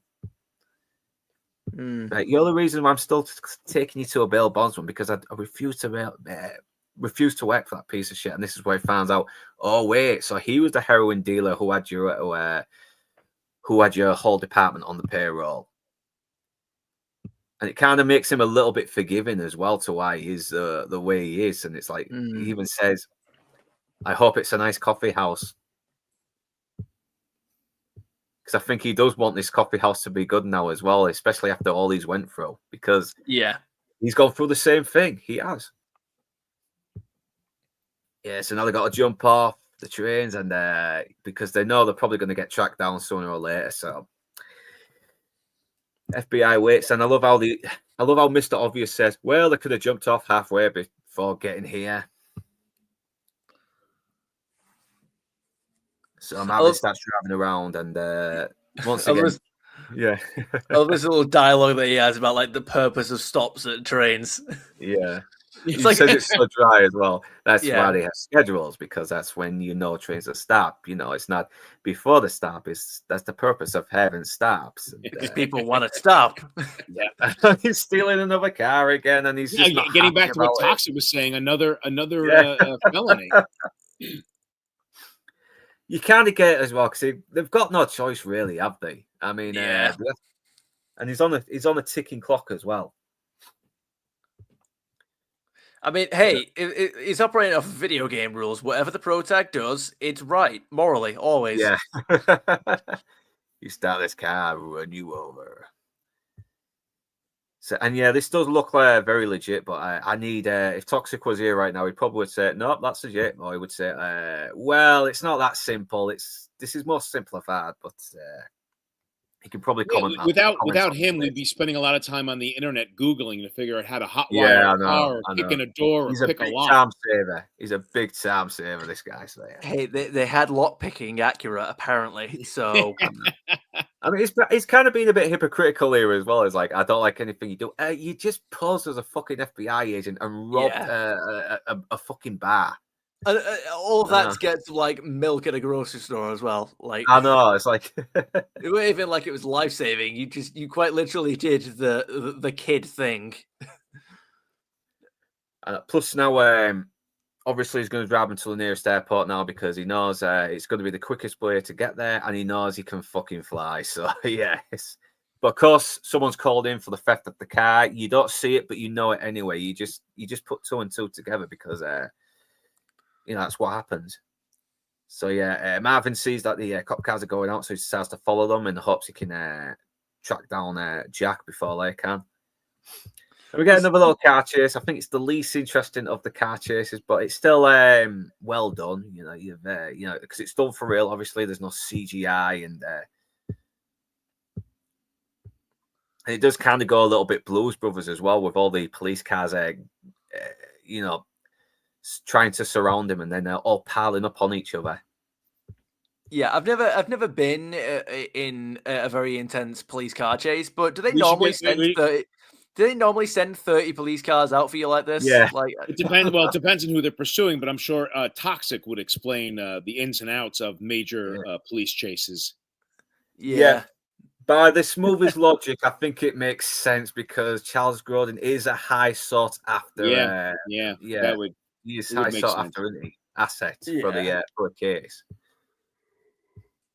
Yeah, but it crashes and all the coppers are all handicapped as well. And Marvin's just driving around. Obviously, he's looking to where all the other police officers are as well, so he can pinpoint their location. And yeah, he manages to come by them in this empty road. And and remember the beginning when he knocks that pep over with the car door? Bang! Comes right back onto him. And yet, it really does knock the fucking wind out of him because he really looks like he's wheezing a little bit as well. He almost looks like he's crying because of how fucking bad the pain is. Yeah, not only that, he's just lost his money. I mean, he's got so close, and it's $100,000, which again, this day and age is more like 300,000. It was right there, and it's just been taken away by that guy. I know. So he's kind of defeated now. It's kind of like that. It's kind of at that point where the hero or the main character has nowhere else is out of options. He's the second, totally, second that little point. Yeah. And this character actor, the I'm called him bartender, the diner. Yeah, Tracy this Walter. guy's him, right? All over the place. Yeah, he's in every movie. He's City Slickers. He's Bob the Goon in Batman 89. City Slickers. Yeah. Oh, and Batman. You're right. Thank you. Yeah, he's probably one of the most memorable comic book goons as well as Bob the Goon. Yeah, I love this actor. He's always good. Every time I see him in something, he's always good. Yeah, and he's real friendly as well. In this sequence, someone pointed out, like when De Niro comes in, how did he not see that? How did he not see that when he came into the diner? Unless they all slipped in quietly after he sat down, but it sounds like they would be doing like a Keystone Cops pile on, to get through the door to stand there quietly. I don't know. Yeah, I mean, it's all for effect. It's all for dramatic effect. If they were there, how did he miss them? Oh, I didn't see you come in. I know, like fucking loads of them as well, and they didn't see him come in. I mean, how the hell do you not notice that? Hey, Toonie Boy, there's 17 people in your living room. Where'd they come from? I don't know. I just got here. I didn't know they were there. I was just they were there. Wizard did it. Look, they're probably there right now, and I still haven't noticed them. Once again, the sunglasses just comes right back as well. It's like the sunglasses he left on the dashboard just comes back. I've been looking all over for these. Yeah, and how else can you act as well? He's defeated. He's lost his one chance to get out of the bail bondsman business and live a peaceful life. What else can he do except lap in the face of his defeat? And it goes to show just how different Marvin is as well. We mentioned earlier, well, De Niro was treating him like the way a cop would treat a criminal, a good cop, an honest cop anyway, not an aggressive cop. Marvin treats him the way a bounty hunter treats his peps. He just fucking knocks him out when he tries to pull the fear of flying stuff on him. Yeah, and obviously De Niro's... the only thing he's got left is a phone call because he's got fuck all else to do. So, of course, he's going to argue his case for that. And he's looking at, and like Toxic said, he's looking at like 10 years. He's looking at 10 years for impersonating a federal agent. It's like, 10 years. How come no one's after you? And eventually he's like, fuck this guy. Just give him a phone call. I mean, I've got him anyway, so why not? Yeah, so he rings up Jimmy P as well, just to really fucking have a go at him, and deservedly so as well. The guy is pretty much tried to stiff him. He tried to get another bounty hunt on the job to, screw him out of some money. And then this is where he finds out that Marvin has the dog, but he hasn't taken him in yet. Yeah. But this insult is so good as well. You fucking slarball in a sea of puss, you vermin. And I love how Jimmy P just sort of like taps the phone as well on the desk before putting it back to his ears. A lot of awesome yelling on phones in this movie. You have the clip, don't you? Didn't you play it before? Or is it going to get you? Yeah. Oh, yeah. Wait. Yeah, yes. Excuse me. Sorry, that was a cough this time, not a yawn. It's fine. I'll probably get flagged for it, but I'll try and bring it up. Where is it? If you think you'll get flagged, then don't bother. But yeah, we'll leave it for now. We'll leave it for now anyway. Keep it muted and let Toonie Boy talk over it. Let Toonie Boy do the dialogue as the video plays. Yeah. All right. Well, if there's some else, we'll try it. Yeah, I'll try it. All right. Let me warm up. All right. Okay. Yeah. You could have fucking walked in backwards. You could have, and you still would have gotten him there. And it's like, yeah. When have I ever let you down? You fucking rat. Right, yeah. Are you fucking nuts? Telling don't buy 100,000? Wait, do you want to do the character? What do you expect though? What do you expect? You tried to screw two guys over, so of course he's going to tell him what just happened, and obviously he finds out that Marvin has been mad at him, and he's not going to take him into the county jail. He's gonna take him somewhere else, and he knows this is bad as well. What the hell's going to happen? So he now has to think of his next play now. Yeah, I love how during this, eventually it just gets it stops being about the work, and this guy on the screen. I forget what his name is. I always forget what his name is. He just has this like childish rant about how everyone just keeps telling him to fuck himself, and that's I know. It's like that's on the phone telling me to go fuck myself, and then you're on the phone telling me to fuck myself. I don't know. I almost feel like he was trying to deflect, like he was caught in a lie, and then he's gonna pivot the conversation. Well, everyone's yelling at me, and I don't know what to do. I'm like, no, dude, you lied to me. Offered Marvin money. But everyone's telling me to go F myself. Like, I think he's tried to fuck off. He's tried to fuck over both employers, and now he's acting like a total victim about it. What about me? And I'm getting yelled at. No, I did think his reaction was funny there, because it's just it's just when he's like there's just no professionalism whatsoever. It's just having like a full on crash out. Yeah, he just screamed down the microphone. I kind of get the feeling most bail bondsmen are like him though as well. He's like, and Joey Pete just plays it so well. You just want to punch this guy as well for being such a two-timing sleazebag. Yeah, I feel like I've seen YouTubers act like him. Do you know what I mean? Yeah. It's like whenever it comes to when you got YouTube drama, you've got that YouTuber's fans, you've got the other YouTuber's fans, like both communities. Then you've got other YouTubers weighing in on the drama, and you just that one guy say, "Everyone's telling me to go fuck myself. What am I supposed to do?" It's like, I feel like I've seen loads of YouTubers do that.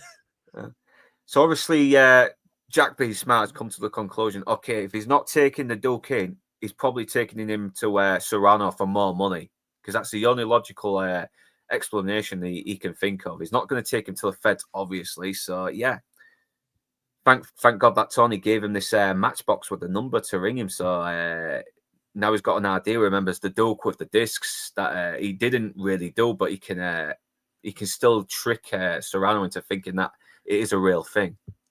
Yeah, he has a good idea as well. You've got to say it right. He can bluff it. That's what he can do. He can bluff. Exactly, yeah. And plus, this kind of gives him a chance to get revenge on Serrano.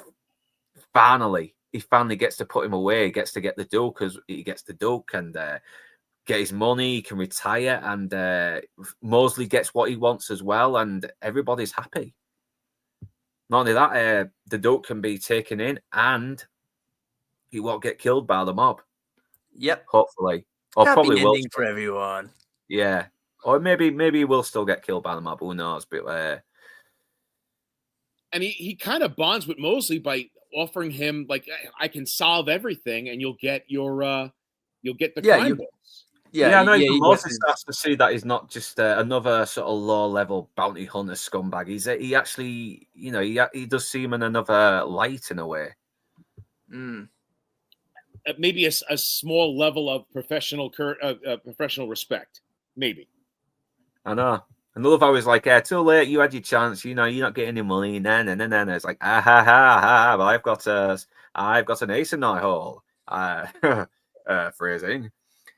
I didn't come this far not to collect my money. So I'll tell you something. The Duke has these records of your boss that can get your boss in jail and you as well. And well, you're bluffing. I'm not going to buy it. Yeah. I'm not going to buy it. I think you're full of shit. And De Niro's like, well, you can think that, but once your boss goes down, I'm going to tell him that you knew about this and you refused to do anything about it.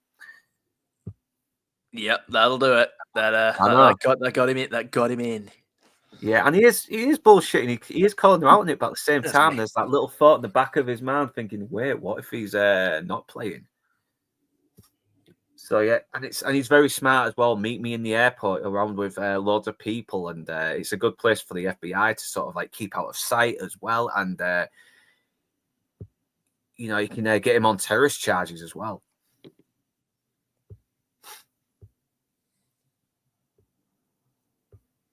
Yeah, so I've said the list as well. Now tell Mosley I want to make a deal. So they go to him, and yeah,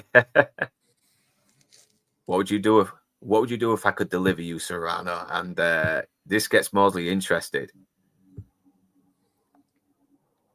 But obviously, he has to do the deal. He has to take the Duke back and collect his money. And but the thing is, though, he gets Serrano, which is all that he wanted. I mean, the Duke was just a MacGuffin to, nail him. But if he can get Serrano without the Duke, then let Jack Walsh have the Duke. You're right. The Duke is just a piece to get Serrano into the airport, causing multiple infractions. Yeah, exactly. And he's kind of smart in his way, but at the same time, he's still he still kind of gives something away about him as well. He still fails to notice a little detail that could have prevented him from basically getting knocked out. It takes the thought to let him know that he took it today and this is just happening. He's not scamming them, blah, blah, blah. The big mistake. Yep. Yeah.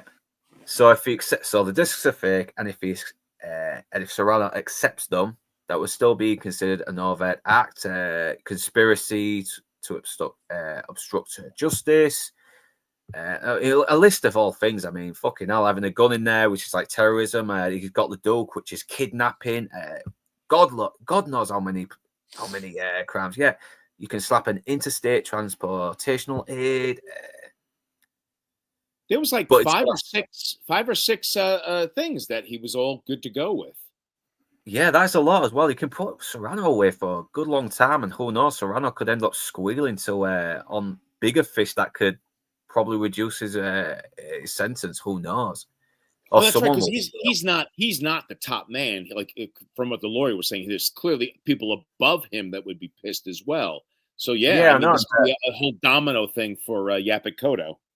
I know, because if you go back to the days of the mafia, I mean, a lot of them ended up fucking squealing on their bosses. They did. A lot of them would, because this is not like Breaking Bad where Gustavo Fring will give you money to look after your family and keep safe for you while you're in jail. No, you're in jail. The mob fucking leaves you alone. You're left to fend for yourself.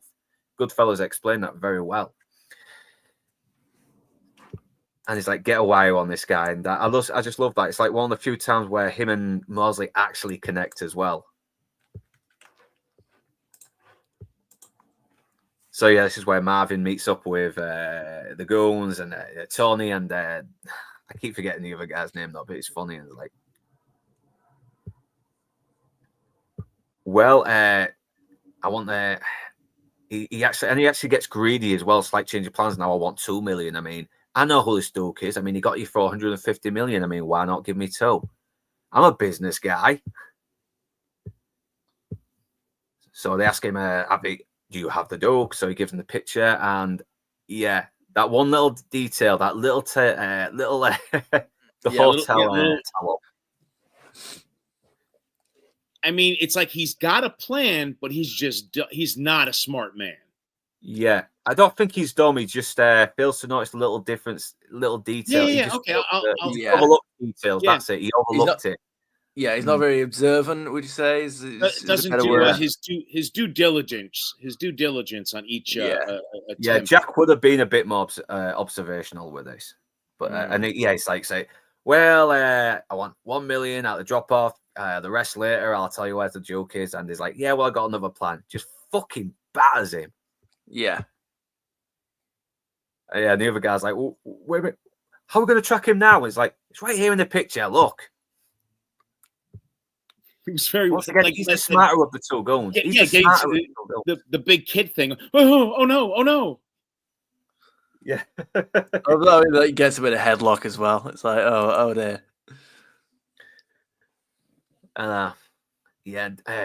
Farina's like, okay, we're gonna do this. We're gonna kill this guy. We're gonna kill the Duke, and then we're gonna collect those discs and blah blah blah. And then I can get this whole thing over and done with because he's really frustrated. He wants this thing over and done with as well. He does.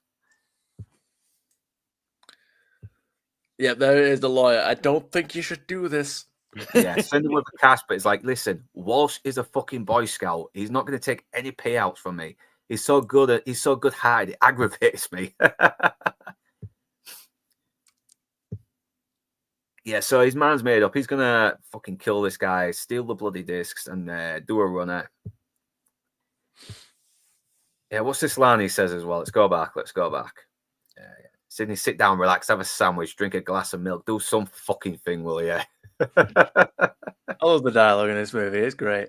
I love Dennis Farina, man. I just love Dennis Farina. Every movie I've seen him in, every role I've seen him in is always good. He plays the same part most of the time, but he's still he's always a likable presence. But it's just Excuse me. Yeah. So now he gets to a limo to drive to the location of where the Duke is. Jack gets the wire on, and I love this as well. I feel like a cop again. Yeah, It's I like that line. Yeah, that little hope and honor he hasn't felt in a long time is starting to come back to him a little bit. Doing something within the law by the books is like, yeah, that's what he was built for originally. That's what he enjoyed doing. He did enjoy being a cop. It's just he enjoyed being it a little too much to be a bad cop. Yeah, he can be proud of himself a bit more as well. Yeah. And this is, oh God, this is actually fucking scary. I mean, out of all the scenes in this film, this is a film that's very light-hearted, but it's, yeah, God, Dennis Farina is fucking scary. Yeah, the very dark line from him. Lines. Yeah, got some good harsh shadows as well, don't you, on this? Yep. Really good harsh shadows. So I'm finally in the present. I like how he's all charming towards him a little bit as well before he turns, and he does it just on the dime. He's like, I'm finally in the presence of greatness, huh? You take money and from the scum of the earth and you give it to charity and help people. That's fantastic. It's beautiful. But of course, Charles Grodin's not. He knows. He knows the game. He knows exactly who he's dealing with. He's not falling for it. Yeah, not letting his guard down. I know. And he just turns like that. He just gives that stern look. Come on, the way he delivers that line is like, And I'm going to take a little trip to what's the exact line he says? Did you actually think you could go steal my money and get away with it? I stopped by here to tell you two things. Number one is that you're going to die tonight. Number two, I'm going to go home, have a nice hot meal. I'm going to find your wife, and I'm going to kill her too. Dude. So Collins slaps him as well. Yeah. That is so good. Rest in peace, man. Rest in peace. Yeah, and this is where we got the trade off as well, and it is very intense as well because you're kind of wondering, oh shit, is this gonna go bad? Yeah, very almost does. Yeah, because I think even Marvin tries to, because even Marvin is it shows up as well and makes things even more worse. Yeah, well, it's because that's where it almost goes wrong. Because like Jack has him like almost about to take the discs, and then Marv like starts an altercation between them. Then there's a little scuffle. They almost get aggressive with each other. Then the wire gets. Well, I mean, we're about to get through the scene in a minute. As well, I won't get too far ahead of myself. And finally, Marvin Marvin Yeah, doesn't look up. fall for the look out behind you after. I after know. Yeah, and that's it's the, all and it's the the, time. I know, and it's the right one time to time actually he look as should well. look behind him. I know. I know, and oh god, look at Dennis Farina as well. The way he just sort of like tries to get him rattled as well. He tries to really get in underneath Walsh's skin here as well as like, Well, hey, does it bother you that this that one of my guys is fucking your wife? I mean, I made him captain. Yeah. Oh, no. I mean, it's one of those. It's like if he riles him up and gets him to do something, he could kill him. He could kill him in self defense right now, and then still get everything he wants. He could just get this little final win over Jack Walsh. And not only that, but it's not just a win. It's a final fuck you to the guy who's been a pain in his ass. It's the guy he thinks he has so much power over as well. Look at that smile. He knows he's got him dead twice. I know he's. I mean, Jack Walsh is calling him out on his bullshit. It's like, listen, I don't see no fucking duck, and it's like, you're still way too serious. It's like, listen, stop wasting my fucking time. I'm not just gonna hand you over the tapes and like expect you to keep good on your word. He's like, no. I know. I mean, he's trying to fucking play him stupid, but Jack Walsh is not having any of it, and and he should fucking know better. And he's like, oh, please, just get him to take the discs. I'm gonna have I said no goons. I know. It goes to show what an absolute scumbag Serrano is as well. I mean, we've mostly just seen him in the office with his lawyer, telling him he's going to bury a phone in his head. But now we see just how even more of a scumbag he is as well. Yep, the lawyer is officially gone from the movie. I believe, and that's just he. As of this point, he is out. He knows this is. Yeah. Let me not be anywhere near this because it's a bad idea. Yeah. Yeah. And the thing is, Marvin's there by coincidence as well. He's ready to just give up a little bit as well and just go back to LA. But then, coincidentally, he managed just to find Jack Walsh and the Duke as well later. And yeah, this is really funny. Will it be smoking or non-smoking? It's like, take a wild guess. I love the guy, the receptionist there. He's just, or whatever his job title will be. It's like the confused look he has on his face, where the guy just walks off not just without paying, but without his product. He didn't even get his ticket. He just walked off. You're like, it's just so bewildered. Yeah, he just whips his gun out in a fucking airport as well. It's like, Jesus Christ! I don't think he'd do that back then. It was the 80s. We could absolutely bring firearms into the airport. Oh yeah. I think I remember Ronnie Wood talking about that as well. With the gun that Keith Richards shot Mick Jagger's guitar with, but it turned out it was Richards' guitar all along. So yeah, the situation is obviously getting more intense now because Marvin's there as well, and the Duke's there, and this smooth little transaction is not going smoothly because Dennis Farina's character is also trying to betray Jack as well and two-time and get them killed. But we're getting a bit of a tussle as well, and even the fucking mic gets ruined as well. So he can't really, the FBI have no idea what's happening.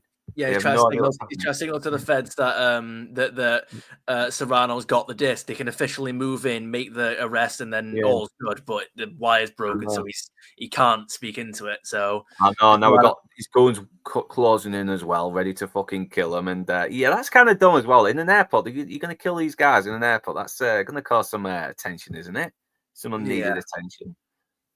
So yes, so a fucking shouts out, he got the disc, and everyone gets arrested, and finally, and I just love this little line where he says, there's something I've wanted to say to you for how many years was it again? It's 10 years. Yeah, you're under arrest. Yeah, there you go. Yeah. It must feel good, wasn't it? Like this guy's been finally, finally. It's like the whole Jack Sparrow finally pulling the trigger thing on Barbossa. It's like you wait all this time. This guy has fucked your life up. He's paying the guy, the corrupt cop, to bang his wife and raise his children. It's like, that would be satisfying to finally say you are under arrest. I know. I think he might get a revenge on a bit of revenge on the crooked copper as well, because if that case goes that case goes smoothly. I mean, Jimmy Serrano's and everyone who's connected to him, including the coppers, the police department, could end up getting arrested. Who knows? Yeah, that's a good point. I was thinking, like, yeah, if he goes down, not right away, but within the next few months, as shit starts coming out, his ex-wife's new husband may end up facing charges as well if everything gets spilled. But we are getting into a little bit of headcanon territory here. But I feel like there's also an element that would Serrano really drop the name of that exact cop, knowing the connection to Jack Walsh, or would he be like, okay, I'm going to leave that guy's name out of it just to fuck with Jack Walsh? I feel like he would. Yeah. I feel But like also, I don't they could feel find like- I don't- records, or they could find just evidence as well within records as well that they could probably keep in somewhere. Who knows? And But with a I lot of also people- feel like I'm so sorry. Go ahead. I apologize. well, someone could squeal as well. I'm thinking someone Well, I could mean, fucking squeal. But I think that the department would end up under investigation. I'm not saying him, the ex-wife's husband specifically, but the department or that BS heroin deal. You know, Yeah. so I think not right away, and maybe not even at the end of the trial. Just like more investigations might show up. So at some point, possibly the department and maybe that cop specifically would be named and end up in trouble. Yeah, well, it could be a RICO case as well. If you can connect one person to some kind of conspiracy, then maybe you can connect a lot more. That's I don't really know the full, the how procedure. it all as well, works but legally. Yeah. yeah. Anyone who catches Again, where's feel toxic free to- that yeah. information? Yeah, Yeah, the only thing I everyone- know about a RICO case is the Dark Knight. That's Yeah, where no, that's that's what I was going by a little bit as well. But yeah, anyone who knows this stuff, who catches the rewatch, let us know in the chat. In fact, I'll check the chat now. How many times have my yawns been mentioned? How many times have I Yeah. yawned? That's a good question. I think it's about 2 or 3 times. Fair use. Oh yeah, because you use that. Yeah, Tony's only so contagious. Even Critter, Tony would yawn. He wouldn't notice the house missing him. He'd be going to The house prison. missing around him. Oh yeah, He'd be going 'cause to prison. yeah, I've got fucking Your yawns. cough yawn. Hey, look, Nick, I already made the joke about the cough that time. I did that one before you. Yeah, So no you just described- professionalism whatsoever. Tony just described the stream. Yeah, what was you saying, Tony? Sorry about that. That was rude of me. No, I was just saying because Nick's last comment about even the cough yawned. I was saying, I was like, look, I already made the cough yawn joke before. I already made a joke about that specific yawn, so I stole that one before you could. But yeah, the no professionalism one. It was just around what's the guy's name? The bail bond officer, the guy who keeps screwing everyone over. Was just that scene I that was we were calling talking Jimmy about. P. What's the name of it? I need to get my Internet Movie Database up. Sorry. Let's have a look. Okay, it's the character's name. Oh, Cypher from Matrix. Yeah, the That's bloody just- page is reloading again. Sorry. Here we go. Eddie Moscone. Yeah, I keep calling him Joy P because he's basically playing the same part he mostly plays in other stuff anyway. But yeah. I think That's didn't he also play Guido the Killer Pimp in Risky Business? Yeah, he did. Yeah, I totally he's in forgot that. about Yeah. 3 or 4 times. You count the fake cough. All right. The So, yeah, fake we still- cough, I see. obviously, Okay. So we're nearly at the end of the film now. So obviously Jack Walsh asked Mosey if he's still got the deal. And yeah, they got the deal because they've got Serrano. They've got enough to get him on to put him away for a long time. You know, the doke is not needed anymore. So yeah, what Jack does with the doke is up to him. Marvin is like, well, the fuck does he get special treatment? I love that line. Yeah, watch your cigarettes with this guy, Jack. it. Yeah, and I love it. Yeah, obviously, the Doke has no idea what's going on as well. But it's like, listen, I'm going to take you back now to LA and collect my money. And yeah, Mosley's luck as well. I think it's like the first time we see him actually smile and be happy. Yeah, look at that. Look at that look. Yeah. I know. I got you. And yeah, it's like it's kind of like a breather, this little moment as well, because you've gone through so much craziness, and now, yeah, you can finally rest. You're coming to the end. Yeah, I don't think Duke actually stops him smoking in this scene, does he? I don't think he can No. comment on it. He just lets him go for it. Yeah, nice little scene. He's like, yeah, fuck it, we've been through a lot. Just smoke, man. Just smoke. Yeah. He's still smoking in every scene. I swear Yeah. it's like a new cigarette every time as well. God, the old days, the old days. And this is where he rings Moscone as well, and the office is empty. And Is this the first time that he's picked up without it being the other guy putting him through? I know, where is the other guy? I mean, Well, did he it actually looks, find it's, out it it looks was like him? it's later. It's later at night, so I guess the other guy went home. Oh no, he actually says the feds picked him up. Oh, Oh, yeah. right. Yeah, in this conversation, hey, where Yeah. the Oh, feds crap, picked him up. Yeah, so the other guy's been picked up now as well. He's been yeah. Because I mean, those guys were in the truck, weren't they? And they saw him going making secret phone calls. So obviously, they must have suspected him ratting out to the mob. And this is where he tells him at the airport, and guess who I'm with? I'm with the Duke. He's like, you got him, Jack. I love you. He's like, I want you to say hello. So he tells him to say hello, and he's like, hey, I got you, you little scumbag. He's like, now say goodbye because I'm letting him go. It's like, That's gonna be like the perfect fuck you after this. And, like, it's like he's had him for a week. no, it's like, He's been trying to do you don't deserve to have the Duke. You deserve to have your business fucking go down the way you've been acting, the way you've been proceeding with your business, conducting your business, I should say. Because De Niro's kind of like got, he's kind of achieved what he's needed to do. He got the scumbag that ruined his life, got his revenge. He's kind of like, I can't really fucking describe it. Yeah, moving on. He lets him go, and I love how Grodin's smile as well before it goes to this. I don't fucking get it. But he did what he set out to achieve. He got him to LA by midnight. Yep. I love the line that we're gonna get to in a minute as well when he leaves the airport. It's like 25 to midnight. I could have made it. Yeah. I know. It's like, I don't know what to say. Knowing you don't say anything, don't you? You make me want to put those back on. It's like, but yeah, they've bonded as well, and it's like because in a way he was kind of just wanting to get out of this miserable business, but he's found he's kind of redeemed himself as well. He's kind of like found some kind of hope that he could do good again. And he's even willing to accept. He's willing to walk away without the fucking bail bond money for the Duke anyway. So Yeah, he was doing that, and we get this bit where he's about to give up the watch. Yeah, he gives his watch to the Duke. He's moving on from his ex-wife and his no life.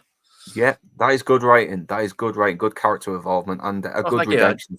I just came up with that line right now. Yeah, thanks. Yeah, and this is where he pulls out the money, and it's like, yeah, he had money. I knew you had money, but when you said you had money, I know, because I like how he's giving it to him like a grandma would give a secret $10 bill to a grandkid. Yeah, like here, take it. It's not a bribe. Here, it's like it's just the weird idiosyncrasies that he chose to do with this character is funny because it sets you off. It throws you off that he's kind of nebbish and quiet. But he can fly an airplane. He speaks other languages. He had money hidden the whole time. So, like, who is this guy? I know, and I know it's like it's not really a payoff as well because he's chucked the job in, hasn't he? And he already let him go, so it's not a bribe. It's not a payoff. They're done. That's it. He already let him go. That's what I was trying to. That's what I was trying to say. Fucking hell, my brain today. And yeah, it's like it's more than the it's how much money was it? It's like over 100 grand, something like that. Some 200 grand, I think it was. But yeah, it's so he does get to open his coffee shop or just live a nice, peaceful life, and try and move on, make a new life, and maybe try and reconnect with his daughter once the whole thing with a crooked copper stepfather blows over. Maybe, who knows? He could probably go see his family again as well because the cop's not going to arrest him now. It's like, all of Jimmy Serrano's payrolls is just gone now, all dust. So yeah, he could have made it like he said. And yeah, he stops, and we end on a nice little funny moment where he asks the taxi driver, "Do you have change for 1,000?" It's like, "What, you a comedian? Get out of here!" Looks like I'm walking, and that's the end. And yeah, God, funny movie, such a great movie, a very good feel-good movie with a lot of redemption, a lot of laughs as well, and good character development, great dialogue. I mean, good side characters, good supporting actors, some good action. Oh and God, it's, yeah, that cast, that even the character actors, that cast is phenomenal. it And is. all Everyone's just of firing them younger at their prime, you know. I know. Well, I mean, I mean, everyone's just firing all cylinders here. It's one of those films you could just rewatch over and over again as well. It's got this mean-spirited humor, but at the same time, there's still this like sense of hope as well, and it's just fun. It's just fun as well. It's a very positive movie. I could only imagine the train wreck it would become if some one rebooted this for the modern audience. Not to beat this concept to death, but just like, could you imagine how awful this would be if someone came along and did a script and a producer director decided, put in the message, and it would just be complete garbage. Yeah, Well- I don't want to think about that because that's what we seem to be saying all the time. Imagine if we did this, if Yeah. they tried to do a modern remake of this movie now. It's like, yeah, Hollywood, leave this stuff alone now. Enough remakes, enough reboots. I mean, all right, the Naked Gun was kind of funny, and Nobody 2 was okay, but come on, I'm fed up for reboots and sequels now. All right, calling it now. The Midnight Run reboot is going to be at least announced before 2030. Yeah. Motherfucker. So yeah, I was expecting something with more commotion, action, or something extra in the airport scene, especially with all the bystanders there. All right. it was wrapped up quite neatly, wasn't it? And like very, very quickly. Yeah. I don't think having an action set piece or another shootout in the airport would have dragged the film down a bit. It would have been almost like unnecessary. Yeah, it would have been like Die Hard 2. Yeah, letting him go was unexpected after all this time they spent together, but because of the time we saw as an audience, makes it a possible choice, an acceptable one at that. Yeah, because he's kind of achieved what he's wanted to do as well. He kind of has this. He's kind of had. Maybe he's got this moment of clarity with finally nailing. He's got this feeling of maybe hope, and that he feels like he's redeemed himself. He doesn't need the money now, but he gets the money anyway because the Duke hid it from him, and because he let him go, he decides, okay, I can't leave this guy empty-handed. He's done me a massive fucking favor, a big favor. He's spared my life. Yeah, so let's give him some money so he can do whatever he wants and maybe make a new life for himself. So I kind of like that. So it's a movie that could have worked having a sequel. I don't know. I'm glad this is a one and done movie. I want to take Nix's point. You would, if they did a sequel, you could do something with Jack, by himself. You could do a prequel, maybe John Ashton and Jack Walsh. De Niro and Ashton were partners. If you did a sequel including Grodin, it would be a really bizarre leap of logic, or crowbarring something where they have to work together, or he's got to bring in someone else that knows Charles Grodin. I can't imagine. Maybe someone with just the character, John Ashton character. Yeah, I think maybe a sequel just about him as well, and maybe he found some kind of redemption. Who knows? But because the actor's passed away now, I don't think we're ever going to get that. And to be honest, maybe it's one of the things where just let sleeping dogs lie.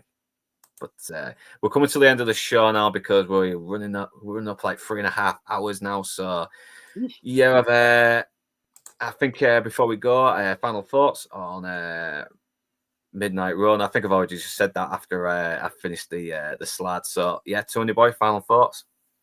Final thoughts. I'll probably be giving it a rewatch at some point. I don't know when. I very much enjoyed it. This was my first time watching it just today. It's weird because it's one of those films that I've never heard of before, but you hear a lot of someone that's my age, you hear of a lot of older movies that you've never seen, and you know bits about them because you hear people talk about them. But Midnight Run was just one of those that I only heard about it when you invited me on the stream. That was never heard of it before.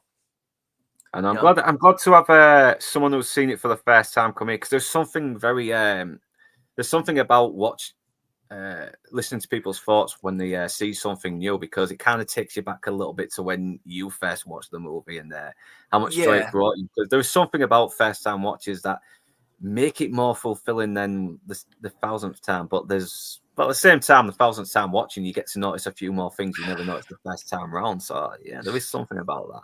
So Critter Kingsford, final thoughts on Midnight Run. Just to echo before that, I watched this movie a bunch way back when. I saw it in the theater. I had it on VHS, and granted, I watched it quite a bit, but then years have gone by. When I went to rewatch, I'm like, oh, that's right. Oh, that's right. Oh, Yaphet Kotto, that's right.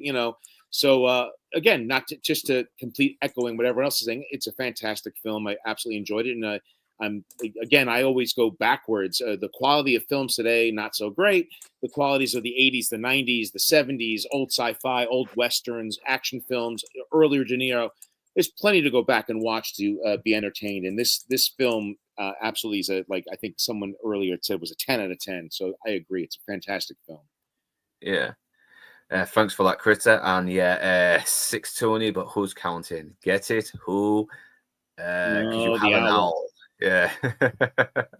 Yeah, thanks, Nix, as well. And yeah, thanks for letting me know the chat in order in case I forget anyone. Chats in order: Mr. E, The Outcast Creative, Rachel Percier, Horror Winard, Fandad Menace, Critter Kingsford. Yeah, thank you very much. And Bruce McFadden, RRTNZ, and thanks for the super chat, Demon Knight 1995. Trump Daddy, Rachel Moliere, The Elder Millennial. I hope we get to see more of you as well in future streams. You're more than welcome. And if you haven't subscribed, please subscribe to my guests. I hope they're in the description now. If not, I will put them in later. So yeah, Box Office Brawler as well. Going to try and get you on for that Red Dwarf stream on September. So, and The Inside Man, always a pleasure. And I hope to have you on again soon for maybe Chopper or another film soon. So yeah, thanks for joining me. And before we go, I've just recorded Nobody 2. I know I just mentioned I'm fed up of sequels, but this was an okay one. I do recommend it if you're after something a little bit safe and predictable at the cinema. So that'll be my next review. And next week will be top 5 episodes of my Miami Vice season 5 with Admiral Teague, Lord Toxic, RRTNZ, and and I think I got another guest, but I can't forget now. I do apologize to the person. So so Tony Boy, what's next up on your promotion that you want to promote? So the standard kind of content that I do is gaming stuff, let's plays and playthroughs. In terms of fresh content, like the RoboCop series and everything that I had going on, I'm putting a small little pause on that for the time being while I'm trying to move a whole load of videos and streams over to Rumble. That's what the kind of where I'm spending the time at the minute. So those are still technically re-uploads, but on a different platform. But I've got plenty of playthrough material for games that I've completed, like the Mass Effect playthrough and all that kind of stuff. I was in the middle of a Mass Effect Renegade run. These are all things that I do plan to return to, and I do also take suggestions. Yeah, plus the Mass Effects, they're going to take a lot of streams as well because there's just so many hours to play for. I need to play my Legendary edition from the PS4 because I heard they've done a lot of cool changes as well. That's pretty much improved on the original first one, apparently. So I look forward to playing that sooner or later. It's just getting the chance to do it, especially when you're editing videos. So, cheers for that. Boy, Critter Kingsford, anything you want to promote? I think you got one video out about a dictator with his kids as his soldiers. A lot of parodies of sci-fi and fantasy and trailer spoofs and mini movies. Some I'm very happy with, and some you got to bite your tongue as you watch it. But go check it out. Just some random. I just recently did a Fantastic Four action figure trailer for the new movie in Spanish. And yes, I just did a Civil War letter from the front line home, but in a science fiction setting where it's the villains who are sending a letter home to his wife as he's trying to oppress and destroy a solar system far away from his home world. Yeah, That's I thought it. it It's a was lot of funny. nerdy I stuff. liked it. I liked it because you got cute little kids fucking slaughtering and taking over Yeah. worlds. So yeah, it's funny. I appreciate that. Thank you so much. And again, thank you for having me on. Again, this movie is fantastic, and I had a blast doing this. I appreciate it. Yeah, glad to have you on. Glad to have you on, Tony Boy, for the first and hopefully not the last time. But at the moment, I will have to shoot off as well. And I know Tony Boy's tired. And so, yeah, everyone, thanks for joining me. And whether you beautiful bastards are Northern English or not, thanks for watching. And do remember to like, comment, share, subscribe, and to ring that bell in order to be notified. And if you wish to further support this channel, the links will be in the description below. But right now, that's me done. That's us done. And we're off to the pub. So enjoy your weekend, you beautiful bastards. Baked potato changed my life. Baked potato showed me the way. If you want to know what is wrong from right, you must listen to what potatoes say. Don't be good, don't be bad. Baked potato, Don't be happy, don't be sad. baked potato. And if you want to have a better day, you must listen to what the baked potatoes say. Don't be early, don't be late. Thank you, baked potato. Always see what's on your plate. Thank you, baked potato. And if you want to have a better